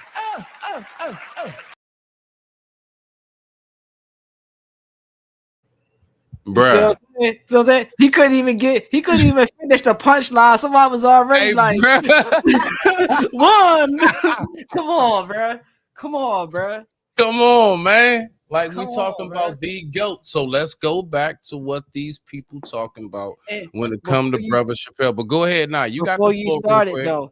Before you started, even back then, he was still talking about recent fucking events. He was still talking about, what goes on outside in the outside world. Well, let's see what everybody else saying when it comes to Brother Chappelle and why they feel like he's really overrated. Let's get it. Oh shit. So hold on. My bad. Let me pull it up. My bad. Boom. Wow. There we go. Okay. Yeah, I got you. Garbage way of a take that reeks of envy. All right. Now, again, that was comedian Ari Spears responding to Corey Holcomb calling Dave Chappelle's stand-up skills mid. That's right, y'all. Now, for those who may not know, just a couple of weeks ago, Dave Chappelle made an appearance on SNL. Okay, this is just listen, I'm just asking whoever may know in the audience does, and this is not a shot, a shade, or nothing. I'm not actually certain because you know what? I've always just liked the both of them, and as far as comedy wise, and I've never really tried to compare them. You see what I'm saying? Because I was listening to them long before the days of comedy beefs. You know what I'm saying? Before it just, before it extended from just the rappers. Now, what? Comedians beefing, nigga? What is this? But I don't really know. Like, does Corey have a stand-up that surpasses Dave, even if it's just one at no matter what period of time? And I'm really honestly asking that, not as a shot or anything, if anybody happens to know. Because I honestly don't know, because all I know is that both of them are, see, I can't judge it because I like the both of them. But if you were to ever tell me you got tickets to this guy or that guy, man, come on now. Chappelle Show. It's one of the many clips they uploaded on their YouTube channel. And as you can see, 11 million views for the opening monologue. Okay, every time Dave Chappelle touches a stage, it doesn't Let me know when you want me to pause it, Native. I got you. even matter if it's SNL. He's known to sell out the crowd. Okay, the people are definitely thoroughly entertained, right? They're known to get their money's worth whenever you go to a Dave Chappelle show. So when I hear Corey Holcomb give his take on Dave Chappelle not being elite when it comes to stand-up, whoo, I don't know if I can agree with that. You know, I've been to several Dave Chappelle. I just want to say this. This motherfucker bombed and then talked about how he bombed. He said, "Yeah, me, I bombed in Detroit. Yeah, I did. They didn't like it." Really? You know? And he I didn't know that. Went on, yeah, and he went on to say, I wish I would, man. I'd have pulled that shit up. He went on to say how he was doing his act, and one person was like, this show sucks, and he's like, in the act of people uniting, everybody started getting up like yeah like that, right? And I would have pulled that up. I had no clue. Yes, this on one of the Netflix specials, and I had no clue. Wow. And he was like, he go on to say, hear me well, like hear me well. You will never get your fucking money back. and then he walked off. And he walked off the stage. Hey, he hit one of them. I came here and got paid. You paid to see me. You paid he hit one of them. He took his ball and went home. Yeah. And then he was like, "Oh yeah, I was so mad at Detroit that night. But you know what I did? I went out and I went out and I donated half that money to the state of Detroit. That's right. I bought 5,000 packs of gum and started handing them out to homeless people so they could chew, you know what I mean, so they could eat but still be hungry. Hey yo, this nigga is a fucking comedian, bro. How do you say that? And wow. Exactly, bro. Wow, bro. Straight shitted on him, bro. Like, yeah, y'all booed me and did all that shit, but guess what? I'm gonna get y'all back on this one though. I'm gonna talk about it. Let's keep on listening. This shit, wow. I digress. My mic is muted. Is it hate or is it just being real? Shows I've seen Ari Spears quite a few times, as well as Corey Holcomb. And one thing I will say is that Dave Chappelle is 101. Right, his style of comedy is very unique, right? Very clever, and I get it. It might not be as raw, as raunchy as the, Red Foxes of the world, Bernie Mac, Robin Harris. I get that. However, to say that man is an elite on the big stage, nah, hell no. His shit, I ain't gonna cap. His shit is not as raunchy, like super raunchy, but he gets there. He does get there, bro. Like, see, I think he's matured. He's that fine curated. Like, it took like 50 years to curate this particular brand of whiskey, or that costs you like $250 a bottle. You know what I'm saying? Like, again, he curated a style that is so unorthodox. Like, you see how he's sitting down chilling? First and foremost, he's just in a suit now. Have we not seen him do that multiple times? All the time. He been on some chill shit for a minute. Like, I do believe that he is one of the comedians that has actually matured in real life. What his age, like, if a comedian of Dave Chappelle at his age, 50 what?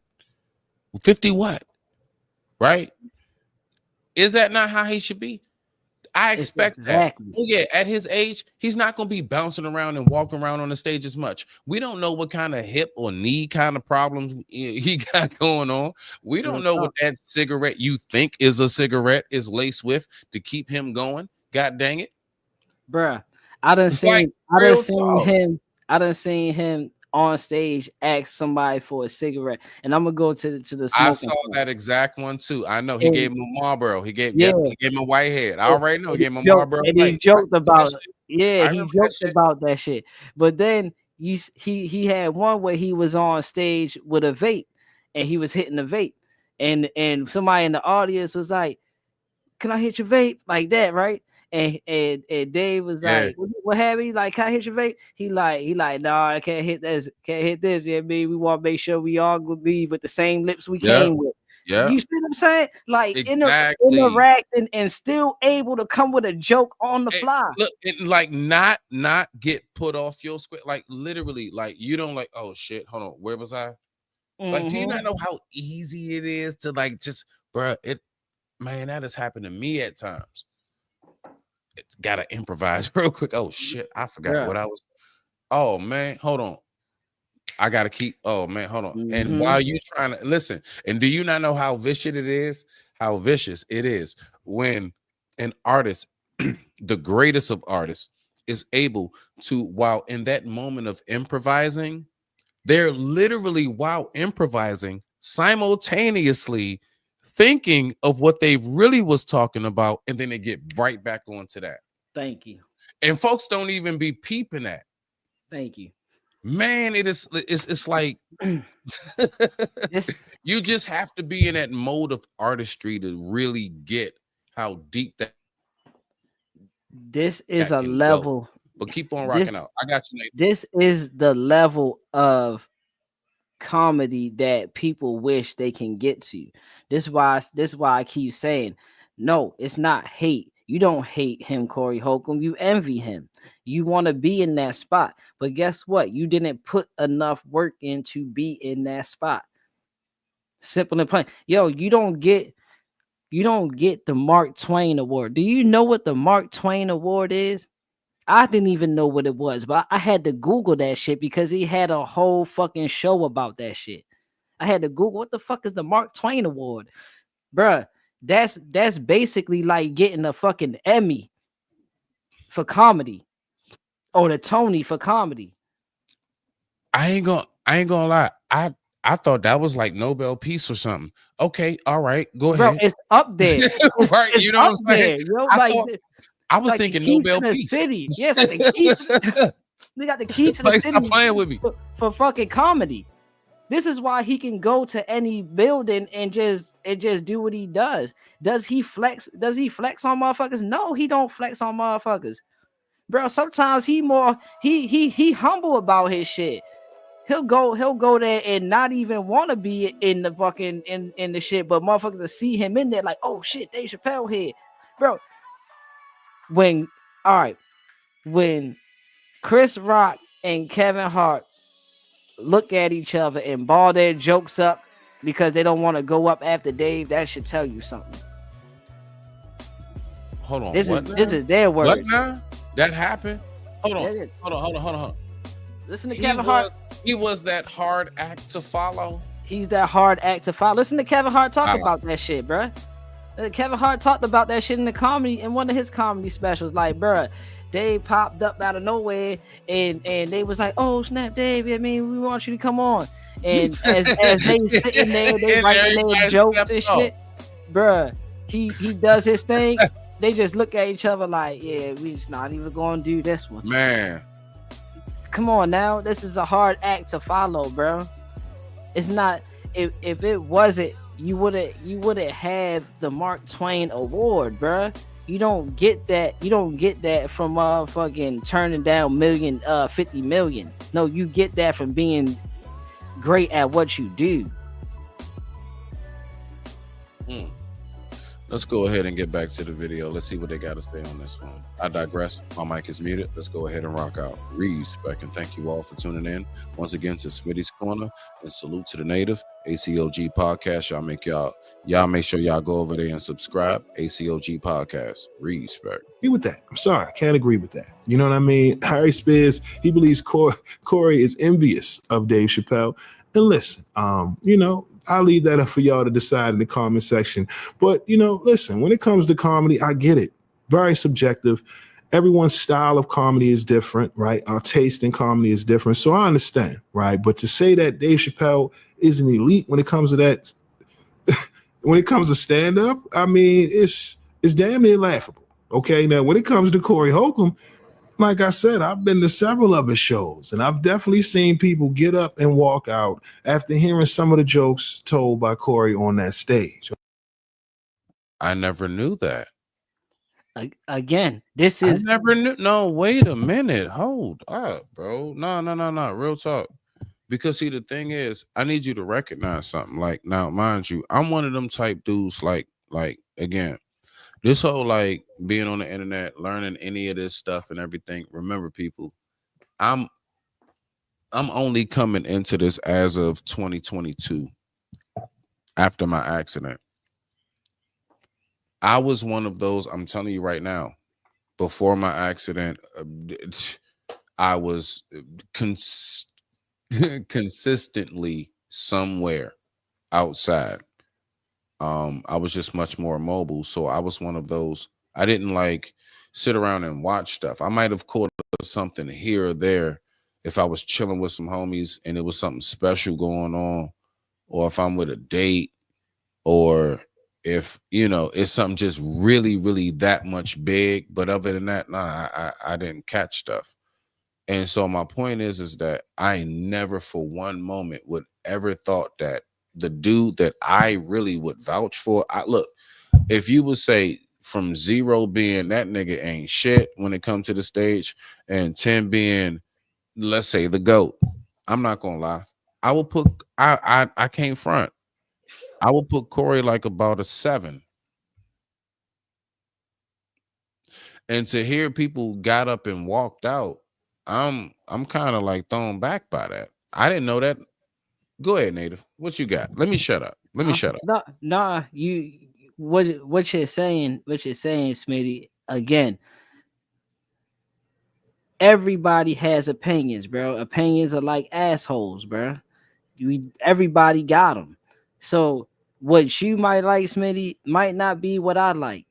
Right. What Corey like might not be, bro. It's people who die for Chris Rock and say, yo, Chris Rock funny as fuck.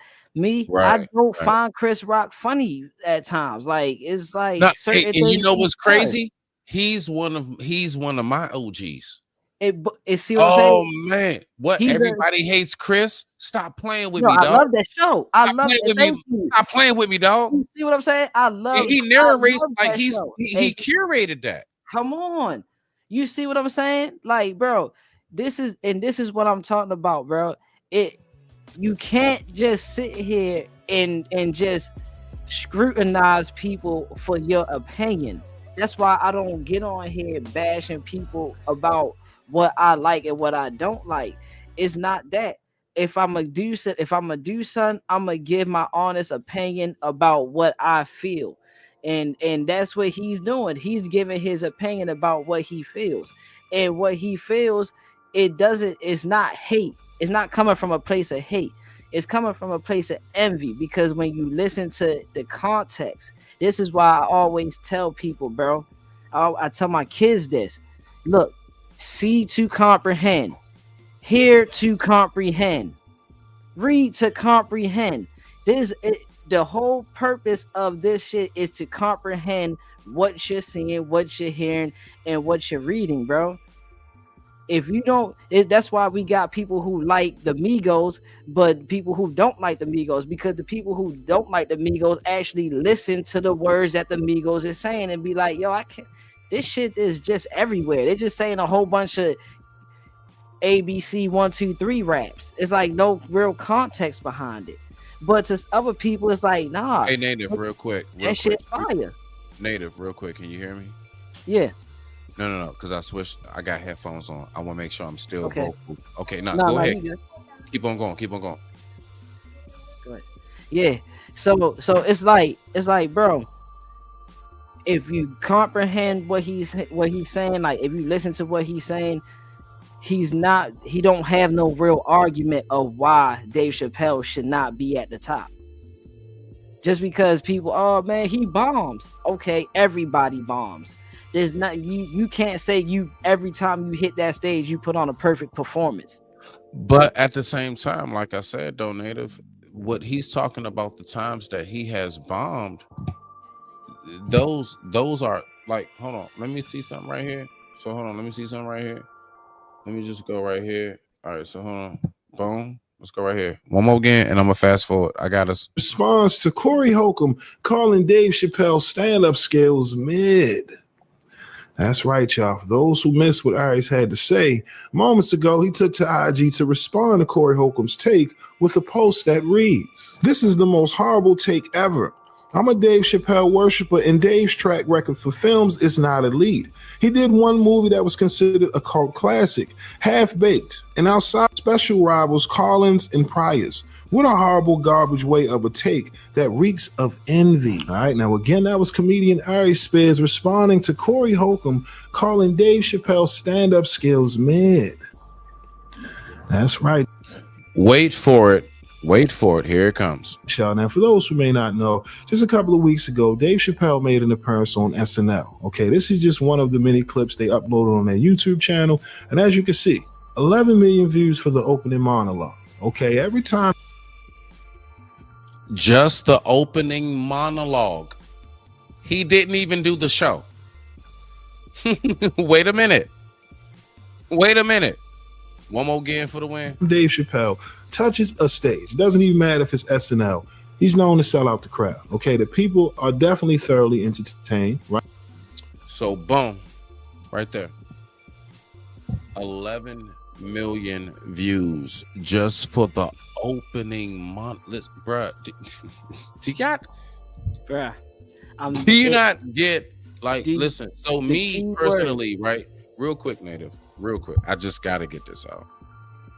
Me as a, very, very, very grain of sand of a YouTuber, right? Just a grain of sand in this whole beach of it all. When I hear iconic folks like that right there do what it is that they're doing, listen, opening monologue. So, for example, you know what my opening monologue is? This right here. Imagine me getting 11 million views off of this alone. I haven't even started my show, but this got 11 million views. Hold my ground, never run, understand to overcome. Golden child, God sent me, I'm the chosen one. Understand lone stars, focus like an artist on. Concrete when I write, damn right the hardest one. When I bleed, lava leaks, cause I'm hotter than the sun. Trying to stack a whole loaf, cause I'm tired of eating crumbs. Can't speak peace around me, you better watch your tongue. Yeah, I'm cool, but I wreck, beat you like a set of drums. Kirking out, busting off, kinda like a loaded gun. Rhymes like morphine, cause I be the dopest one. And I'm keeping it real. CPG's what I rep, but I'm keeping it real. All you perpetrating, hating niggas head for the hills. I got some DC gorillas that'll eat your grill. During this time of Babylon, the beef is real. Understand that the beef is real. Yeah. Now, after that, my show starts off. Boom. Bow. You know what I'm saying? My whole everything, all of that. Now, just all of that together, I haven't even started the show. Everything you're hearing right now, we haven't even got into that. Opening monologue, 11. Man, playing with me, man. What you got, Native, for I push play, man? For real. Nah. Because they keep playing with my boy, dog. That's, bruh. Listen to the key words, bruh. Envious, not hateful. Envious. See, it's a difference. It's a big difference between jealousy and envy. You know what I'm saying? And jealousy is okay. This person is I want to say this right. This person is more. No, yeah, this more person is threatening to me being successful. So just by what he does, I don't want him to be around and stuff like that. I'm jealous of this motherfucker come around because he could take my spot. You don't have a spot to take. So this why I said it's envious, because it's not that he hates him. It's just hey, go back. I'm on live. It's the fact that he's in a position that I want to be at, but I can't be at that position because nobody sees my greatness. And it's not that nobody sees your greatness. It's just that you never put the work in to be noticed to be great. Dave Chappelle has. Oh shit. Okay. We got to grow with Dave Chappelle. We didn't get to grow with Corey Holcomb. No, I can't even front. There's a lot more of my from mid to later teen years and up that is much more incorporated with Dave. Like, look, bro, Half Baked sealed it. I'm sorry. I gotta talk to Samson. Take me to the moon like that nigga Alec Gramson. Oh, excuse me. Real talk, bro. Go ahead and get the 5 reps out. Get the 5 reps out.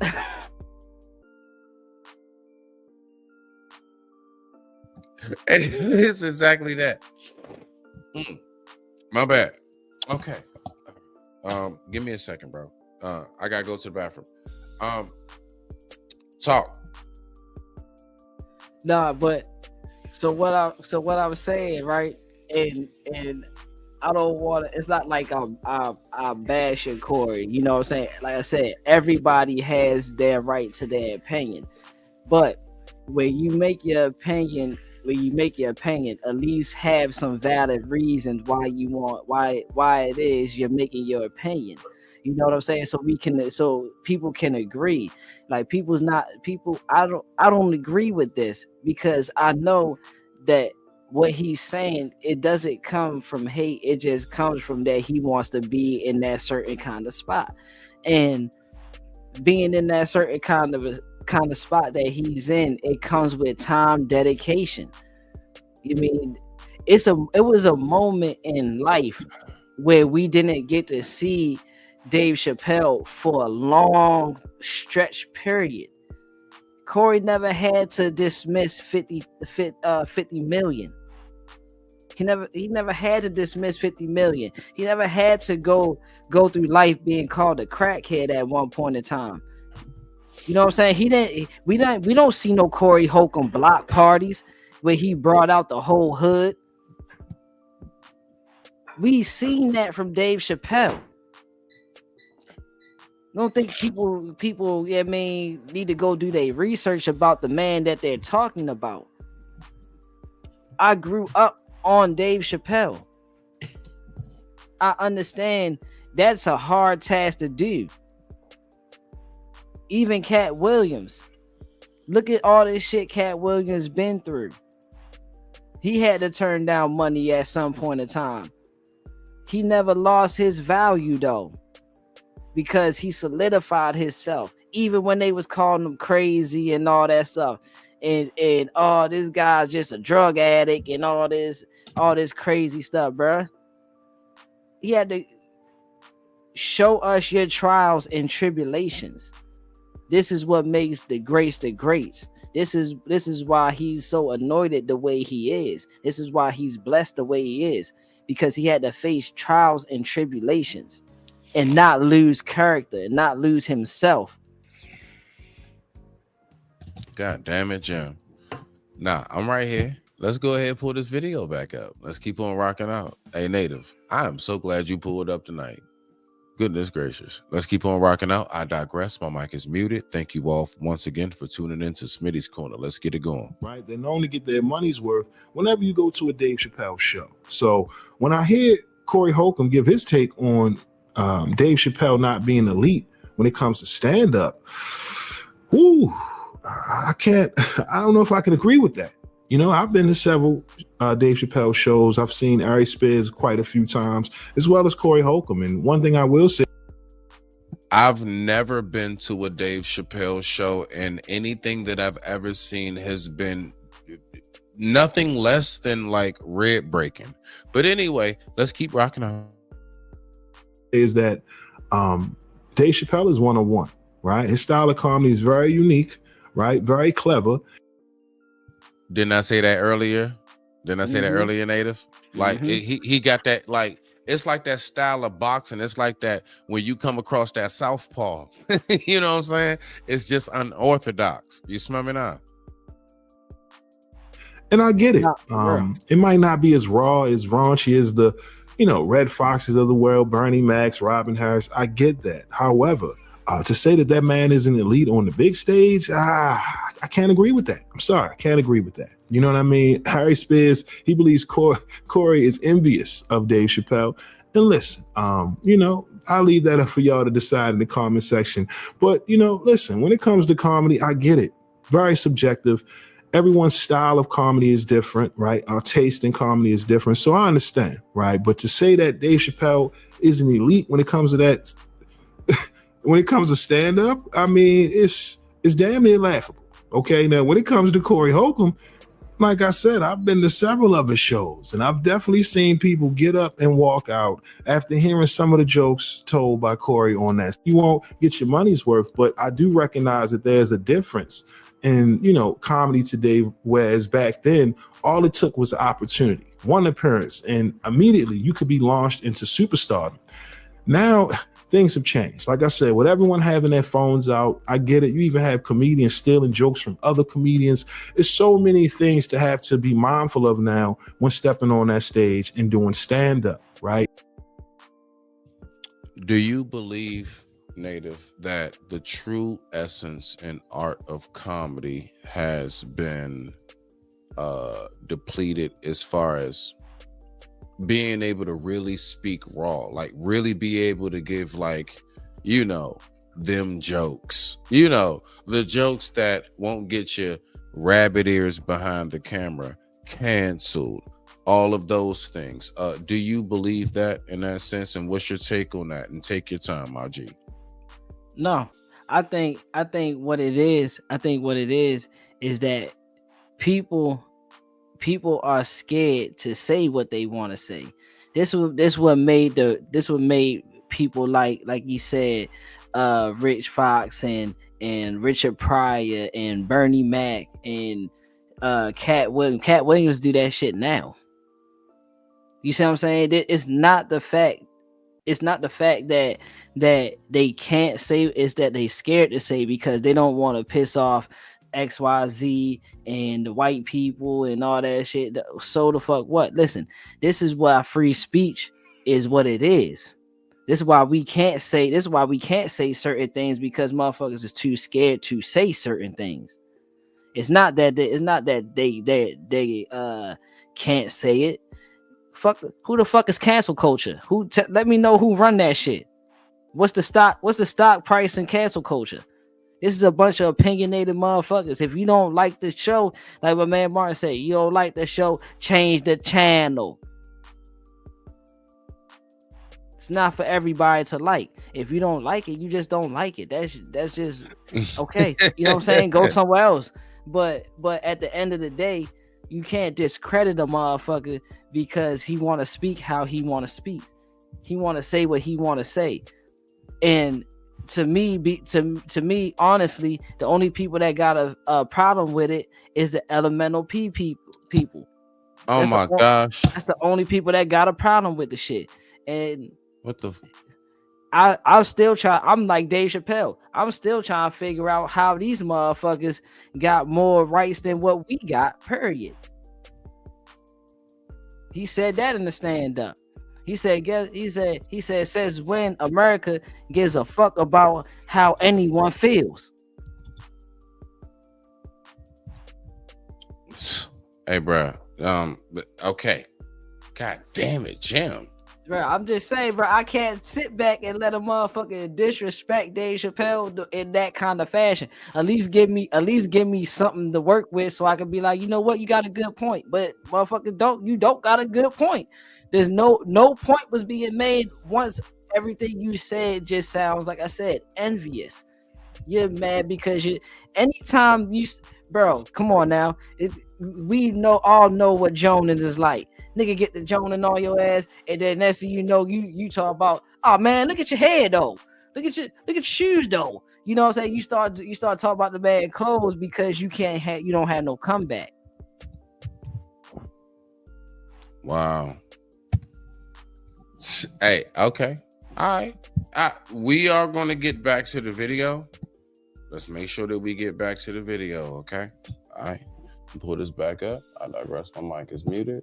Let's keep on rocking out. And like I said, where does comedians have a safe space? Where do the comedians have a safe space to work on new material, right? Material that hopefully the next customer that comes in, right? The next guest, or however you want to look at it, the fan who buys a ticket, how am I so certain that they haven't seen this material before? Because that's what's happening. Okay, Cat Williams, prime example. A lot of his material it gets leaked on social media. Now, if I buy a ticket, you know, it ruins the whole fan's experience because I've already heard the joke. I've heard the setup, the punchline. You know, you become predictable. So I think that's something that I have heard a lot about, Native. I've heard a lot of comedians talk about jokes being stolen. I've actually heard Corey talk a lot about that himself, about how many comedians have stolen his jokes. Now, this is the thing. Let's just say that is true. Would you not then give credence to the fact that maybe Corey is not on Dave's level because his jokes were stolen? Now, you know, I'm just playing devil's advocate now, but go ahead and rock out, my G. No, that's a real no, shit that's a though, good but on question. some valid, right? Yeah, that's a valid question. And I'm gonna say this to counter that, bruh. When you're a comedian and you're an elite comedian at Dave's level, that shit don't never stop. The shit I just told you, bro. The dude said he did over 150 daggone Lil Wayne jokes in that one night. So I don't care if you take this one. Guess what? I got plenty more in the arsenal. This what makes Dave so good is because his brain never stops joking. He never stops joking. His brain always coming up with fresh material, fresh stuff. You know, he's always thinking about, and that goes to even rappers. Rappers like Lil Wayne.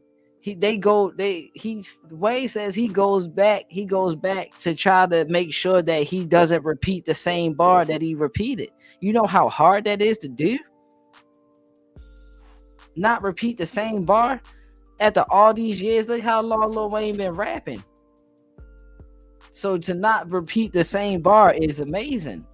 You know what I'm saying? Bruh, like I can't front now. Exactly. That's what they gave folks like him, Jay, folks like that. You know, the status Lupe, quite a few other very, very prominent lyricists, even during his prime, Big L, rest in peace. Believe it or not, you want to know the main reason why they even give that status to Eminem himself? Because folks do be trying to find like, hold on. Nah, we gotta find where he did that freestyle before. And it's like they just don't come up. You know what I'm saying? It's like they just don't come up with it. They just don't come up with it. You smell me now? Even Eminem, bruh. Eminem. All right, so Eminem tweeted to Lil Wayne because Wayne was like, brand new O's like a bag of Funyuns. Eminem had to text Lil Wayne like, damn, bro, I wish I'd have thought of that shit. Eminem text 50 Cent. It told 50 Cent, it text 50 Cent, I'ma fly you out so you can land on his dick. He said, bro, how do you make a girl bar sound good for a male? That's crazy. This is Eminem texting, yeah, giving his you know. Now hold on, Native, but we gotta remember, believe it or not, now a lot of folks are not aware, some of the most loving songs sung by women, like your Beyonce's, your Kelly Rowlands, your Maya's, or whoever, I don't know, whoever's out here and been out there, you know how many of those songs Neo wrote? Grown ass man. You know what I'm saying? So we gotta remember that shit.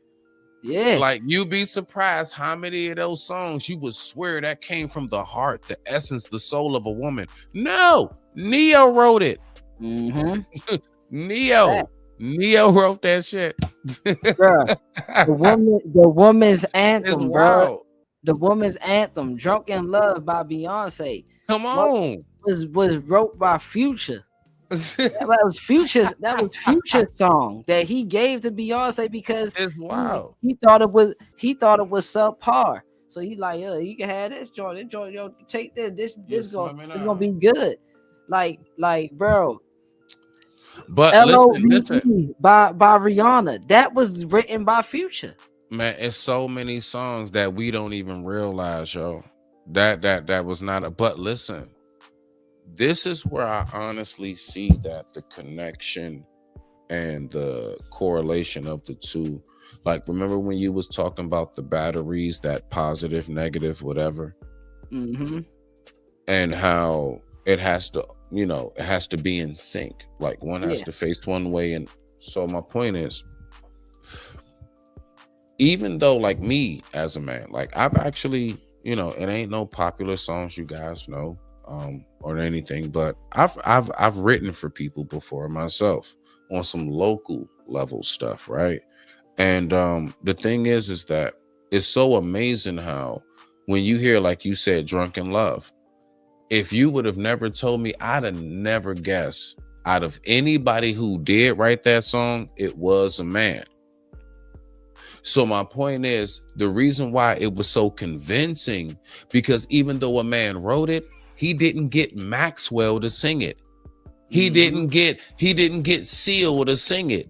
He didn't get, you know what I'm saying?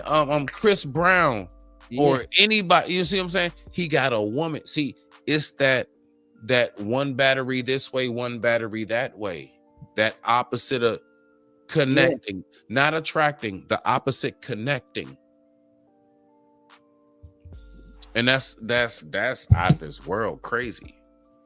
And it's because I'm thinking about it now, and it's like you just got me like, yeah, bro. That right there just opened up a gateway right there for me. But I appreciate that.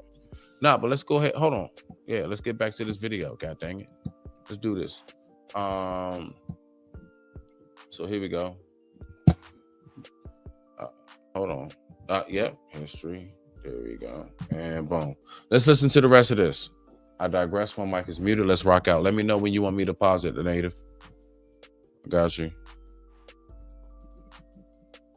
Hold on. And again, at the end of the day, you are a professional. You get paid to tell jokes and give the fans, the best of the best. You got to give them their money's worth. But to say that Dave Chappelle's stand-up skills is an elite, come on, Corey. I got to call cap on that. But again, y'all let me know, what are your thoughts on Ari Spears calling out Corey Holcomb, calling Dave Chappelle's stand-up skills mid? Do you agree or do you disagree with Corey Holcomb's take? Again, let me know your thoughts on all of this controversy down in the comment section below. What's your absolute and take on that before we go ahead? And because shoot, we at 2-hour mark. I mean, god dang it, that's a lie for me. I don't need to be up here all day. I'm Gucci. I don't need to keep hearing him talk about some shit that he can't even accomplish. I'm gonna need you to accomplish some shit that he now, and then we could talk about it.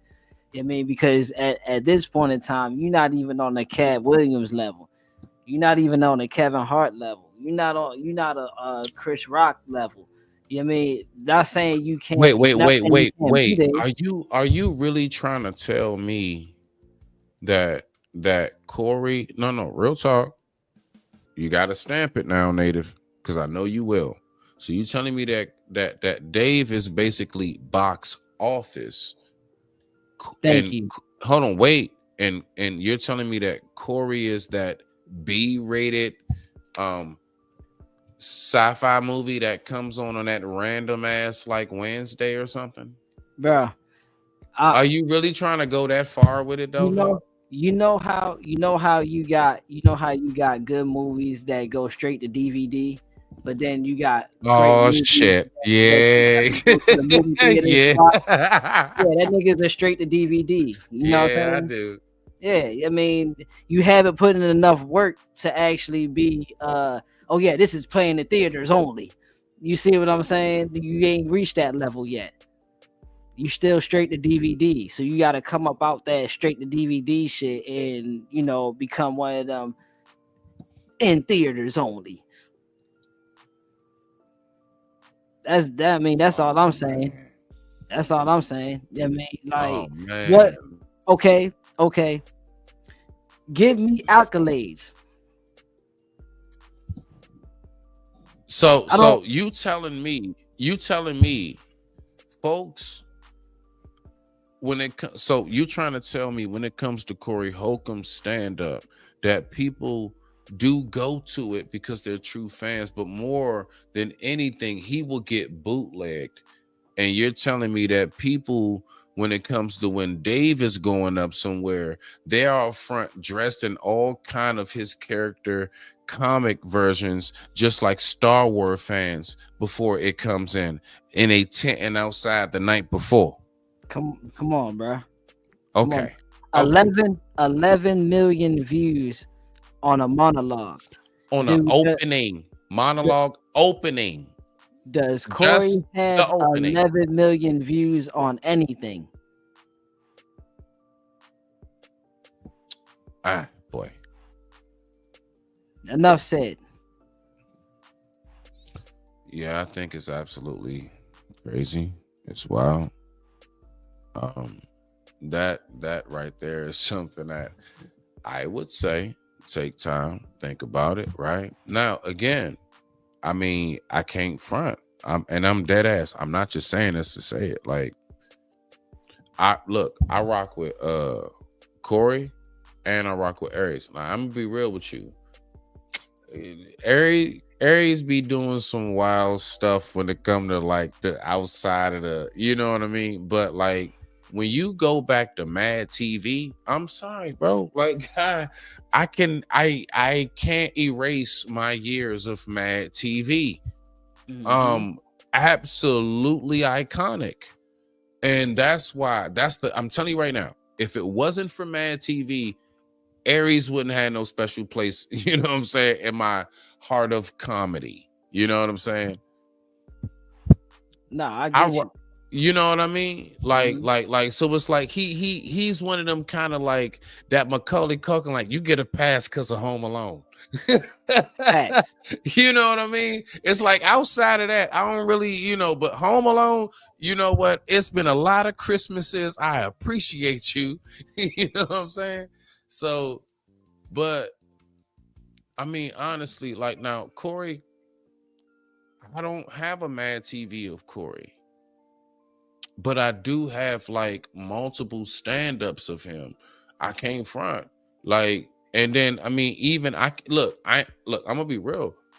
He hasn't featured in as many movie whatever as Dave or whatever, even Aries. He hasn't. Not as many, but the few, like I will say that when I do see Corey in something, he lives up to the persona that we do expect from him. That, like, you know what I'm saying? That demeanor, so it's like I would say that even though his appearances that I've seen has been not as many, it's like it's sufficient as far as he comes through and he delivers. I'm gonna be real. I mean, generally he delivers, in my opinion. But then again, watch this. You know how many people are listening to me say this right now, and they're like, "This nigga tripping. He tripping. I don't know what Smitty talking about. Smitty must be smoking that good. I might be, but the point is this: I do realize that all of these things are subjective. You smell me now? So it's like, I mean, you know, but I mean, honestly, I mean, let's just be for real. Like, we got so many people, like, you know, the words of the great Steve Harvey. Saying, oh, you host everything. I don't give a damn. I'm a host every damn thing. Yeah, you damn right I host everything. I host all that. I host your damn birthday party. I don't give a damn. See, God. Now, for this last one right here, Native, before we get up out of here, this is just a short. It's just a short. Let's go ahead and comment off this short, okay? You ready, Native? I want you to tell me. What's your thoughts behind this right here? Because, you know, me and you talked about this. You remember we was talking about those the military thing, and anyway, let me go ahead and go to this. It's gonna be the very last thing I get to. You ready? Yeah. Now this is gonna be deep.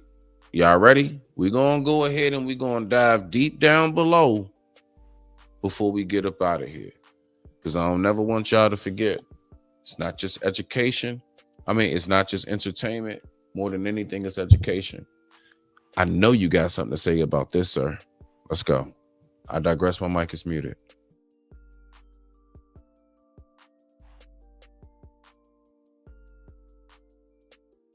Yeah, I'll bring it up.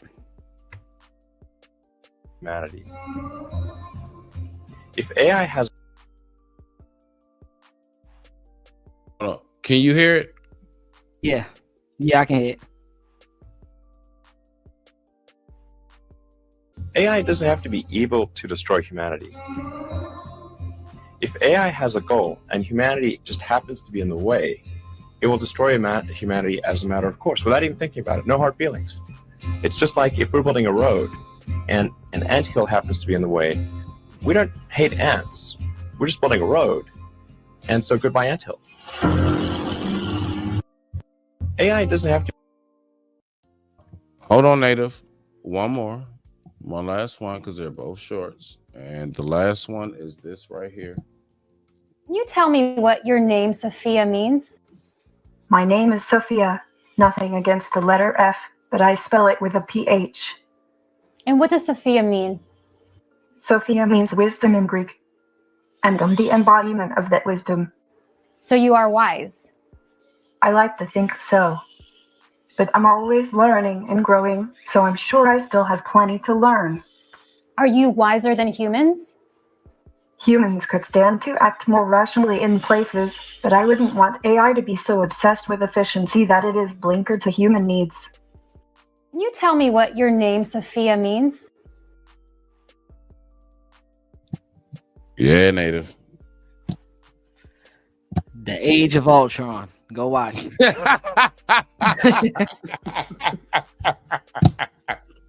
I'll tell you everything you need to know.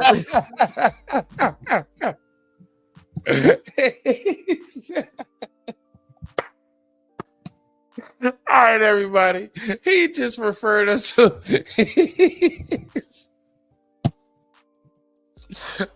shit. Let me elaborate real quick. Oh man. I say that because he said everybody get adamantium claws and find some way to get you a Cyclops shield or something. Word, like real talk though. But I say the Age of Ultron because that was Ultron's whole thing. He don't dislike humanity, and it's not that he hates humanity. It's the fact that he understands that humanity will one day kill themselves, and what he's trying to do is make the world better.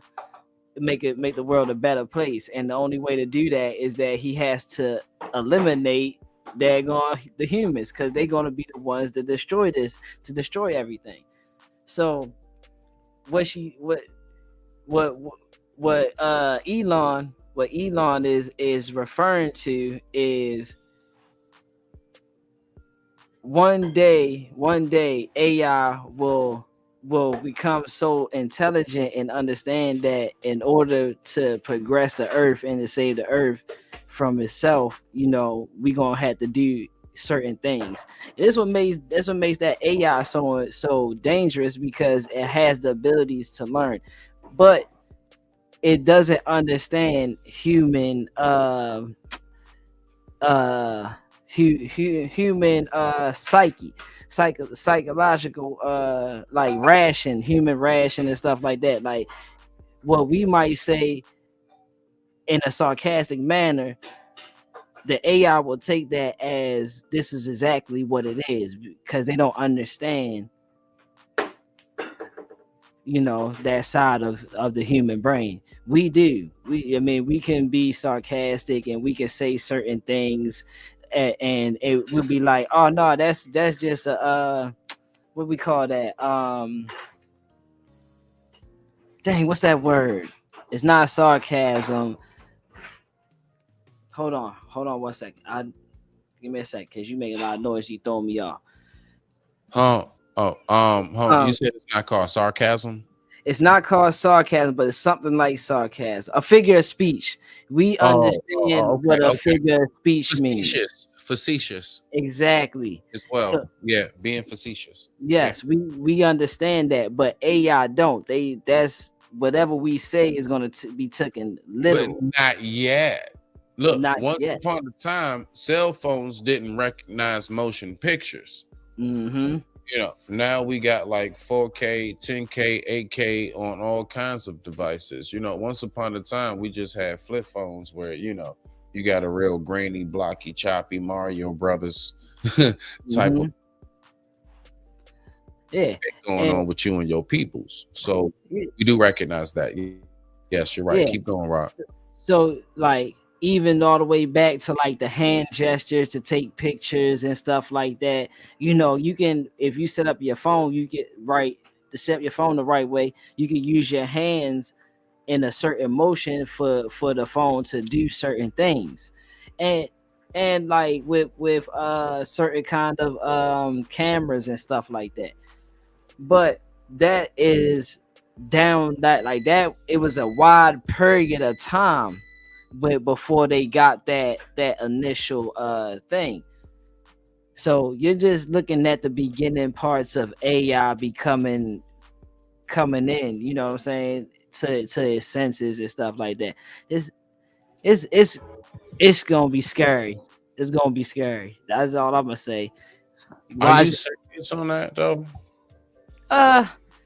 Yeah, because when me and B talk about this a lot, you know, when we go over iRobot and stuff like that. This is why we always refer back to them type of movies, because even in iRobot, that movie came out so long ago that we didn't even have Bluetooth when that came out.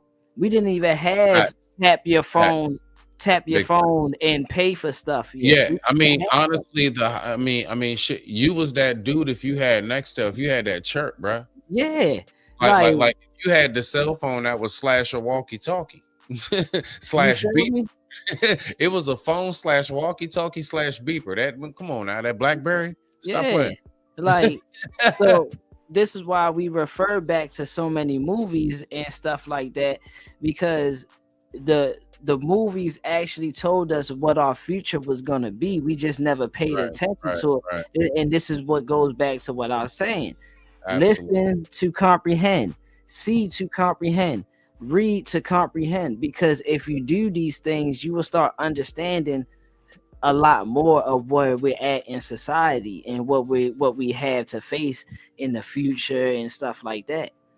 This is why I'm able to say, yeah, man. It's why I'm able to stand on what I'm standing on with Corey Holcomb, bro. Because I'm listening to comprehend. I'm not just, oh damn, he talking bad about Dave Chappelle. No, fuck. I'm not. No. Yes, am I biased? Yes, I'm biased. You can't. They know Dave Chappelle slander gonna be. But see, the thing is around here because I like him. See, the thing though, Native, like that's the thing that kills me about these things. People actually truly speak as if all of these things are supposed to be just subjective. No, it's not. The fact is, look, Native, hey, watch this. Who's your football team? That's the crazy part. I was forced by homeboys. Team. Let's say it and get it over with. Okay, Raiders. Boom. The fact is that I'm Skins, but watch this though. You know what I'm saying? There are people who don't like either one of our teams. Point Does blank. that mean that we should stop liking our teams and being supportive of our teams? Because there are endless people who will be like, F the Skins and F them Raiders. Real talk. I don't care if you got a crow on your shoulder engine. I don't want to hear it. You see what I'm saying? So my point is that when it comes to anything of entertainment, when it comes to anything of, look, even down to characters or whatever, do you know who my favorite, my 3 favorite DBZ characters are? You know who they are? Go ahead. Watch this. You ready? Piccolo, Nappa, and Tien. Fire. None of them are any kind of, unless when Piccolo got to gold mode, Orange Piccolo. But that's not the point. But my point is that, you know, Tien got his arm cut off. He always get his ass whooped. Piccolo get his ass whooped. Nappa got off by his own man. Yeah. But it's just something about those characters that I really rock with. Why? Because I do. There's Bruh. so many people who are true DBZ fans that would be like, you're nuts. Yeah, and I'm gonna You see what I'm saying? So it's subjective.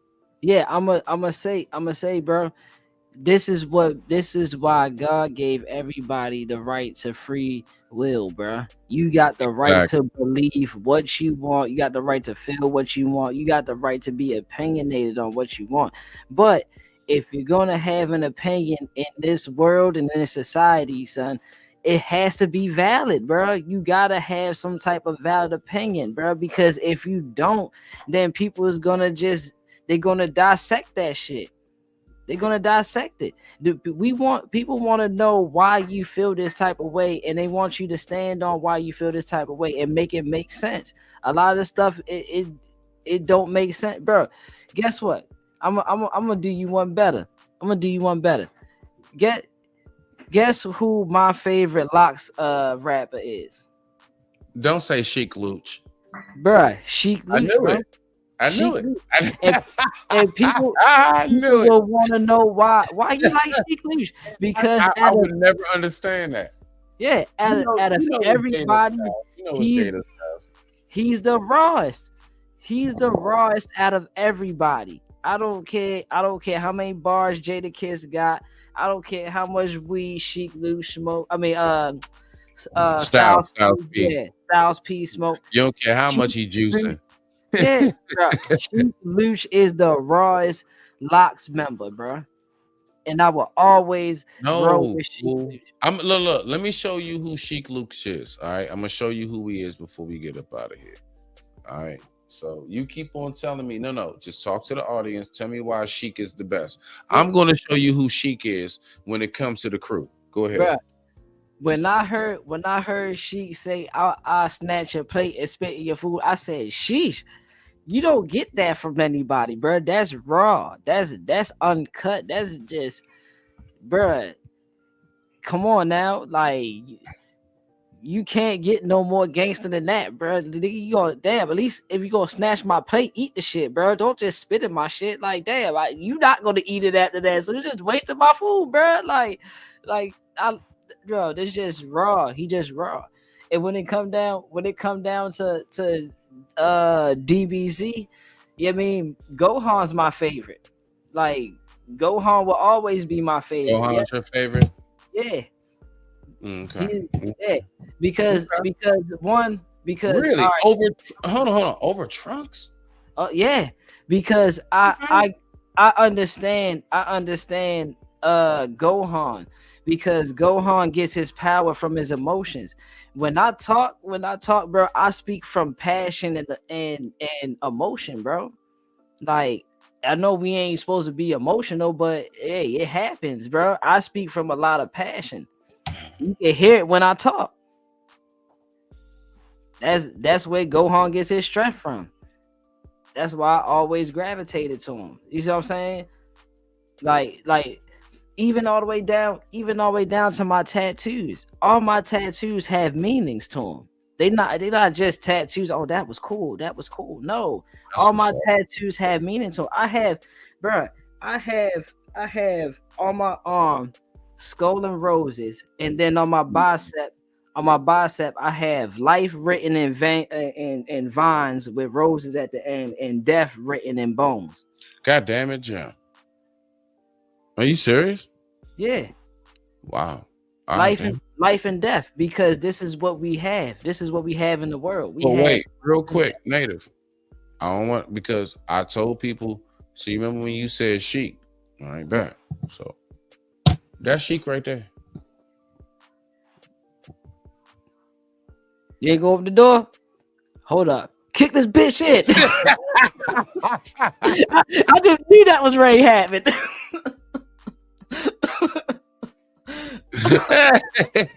Ah, shit. I So ain't never basically, seen that clip. that's I it just right had there. that. That's it. I mean, Yeah. so that's who he is when it comes to the locks. Okay. Yeah. Styles is juicing shit. You know what I'm saying? Jada's is killing niggas in threes on stage like the diplomats and shit. You know what I'm saying? Shout out to Cam and Mace. They doing their thing. But like real shit though. And then there goes Sheik. I mean, you know, and then it is, you know, your name is ACLG. So it's not a coincidence that I get the connection. Okay. I get the connection. All right. I damn sure get the connection.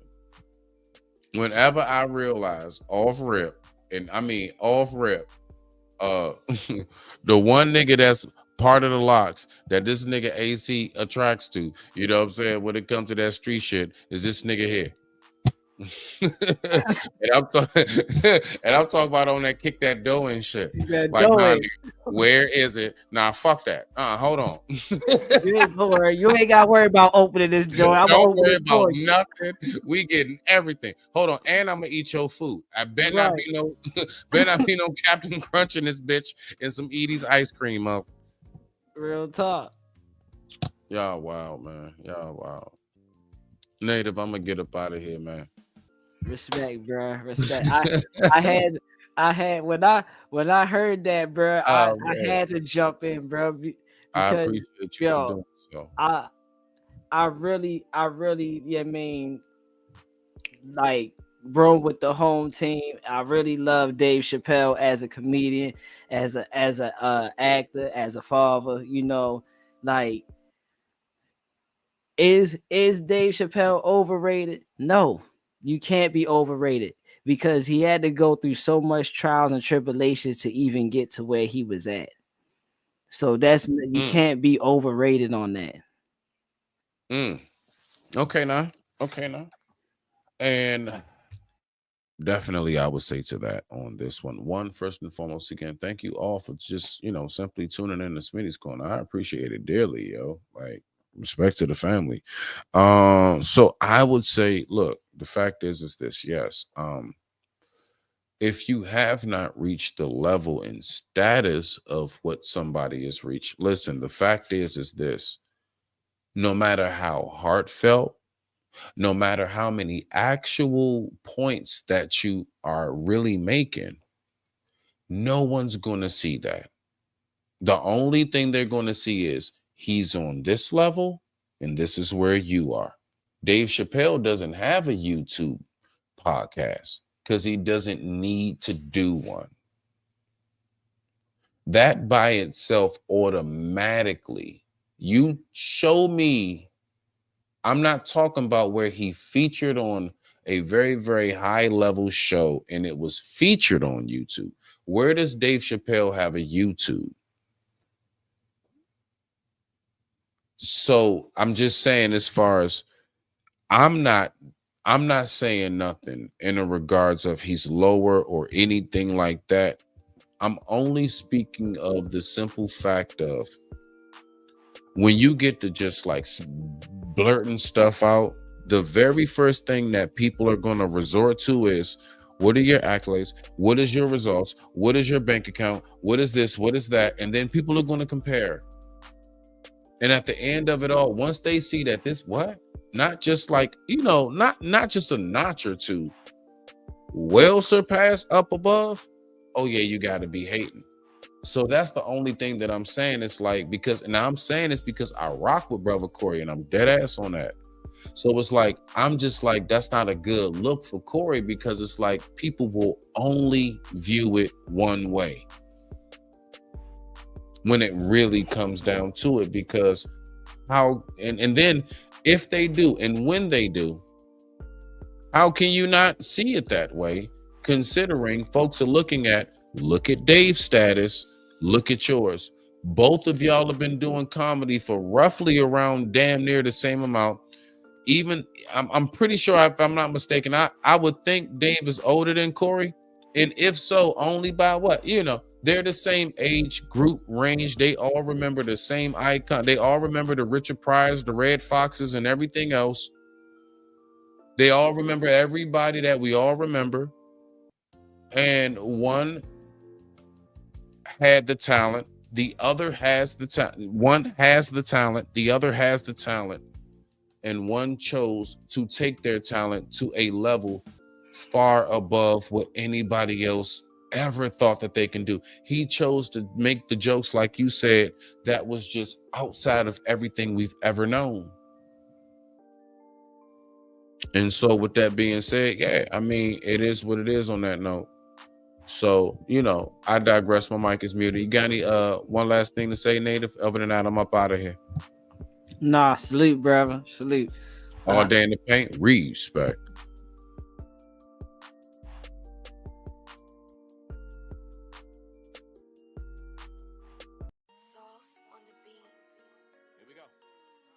Yeah.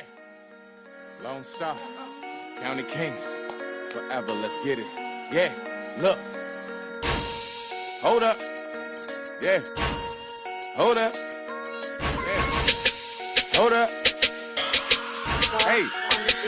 Look. The king is back. I'm the glitch in the matrix. Lasers leave you faceless, body melting like cake mix. Pakistani and bombs coming from Baghdad. Rappers to me be so sad, leave you frozen and toe tag.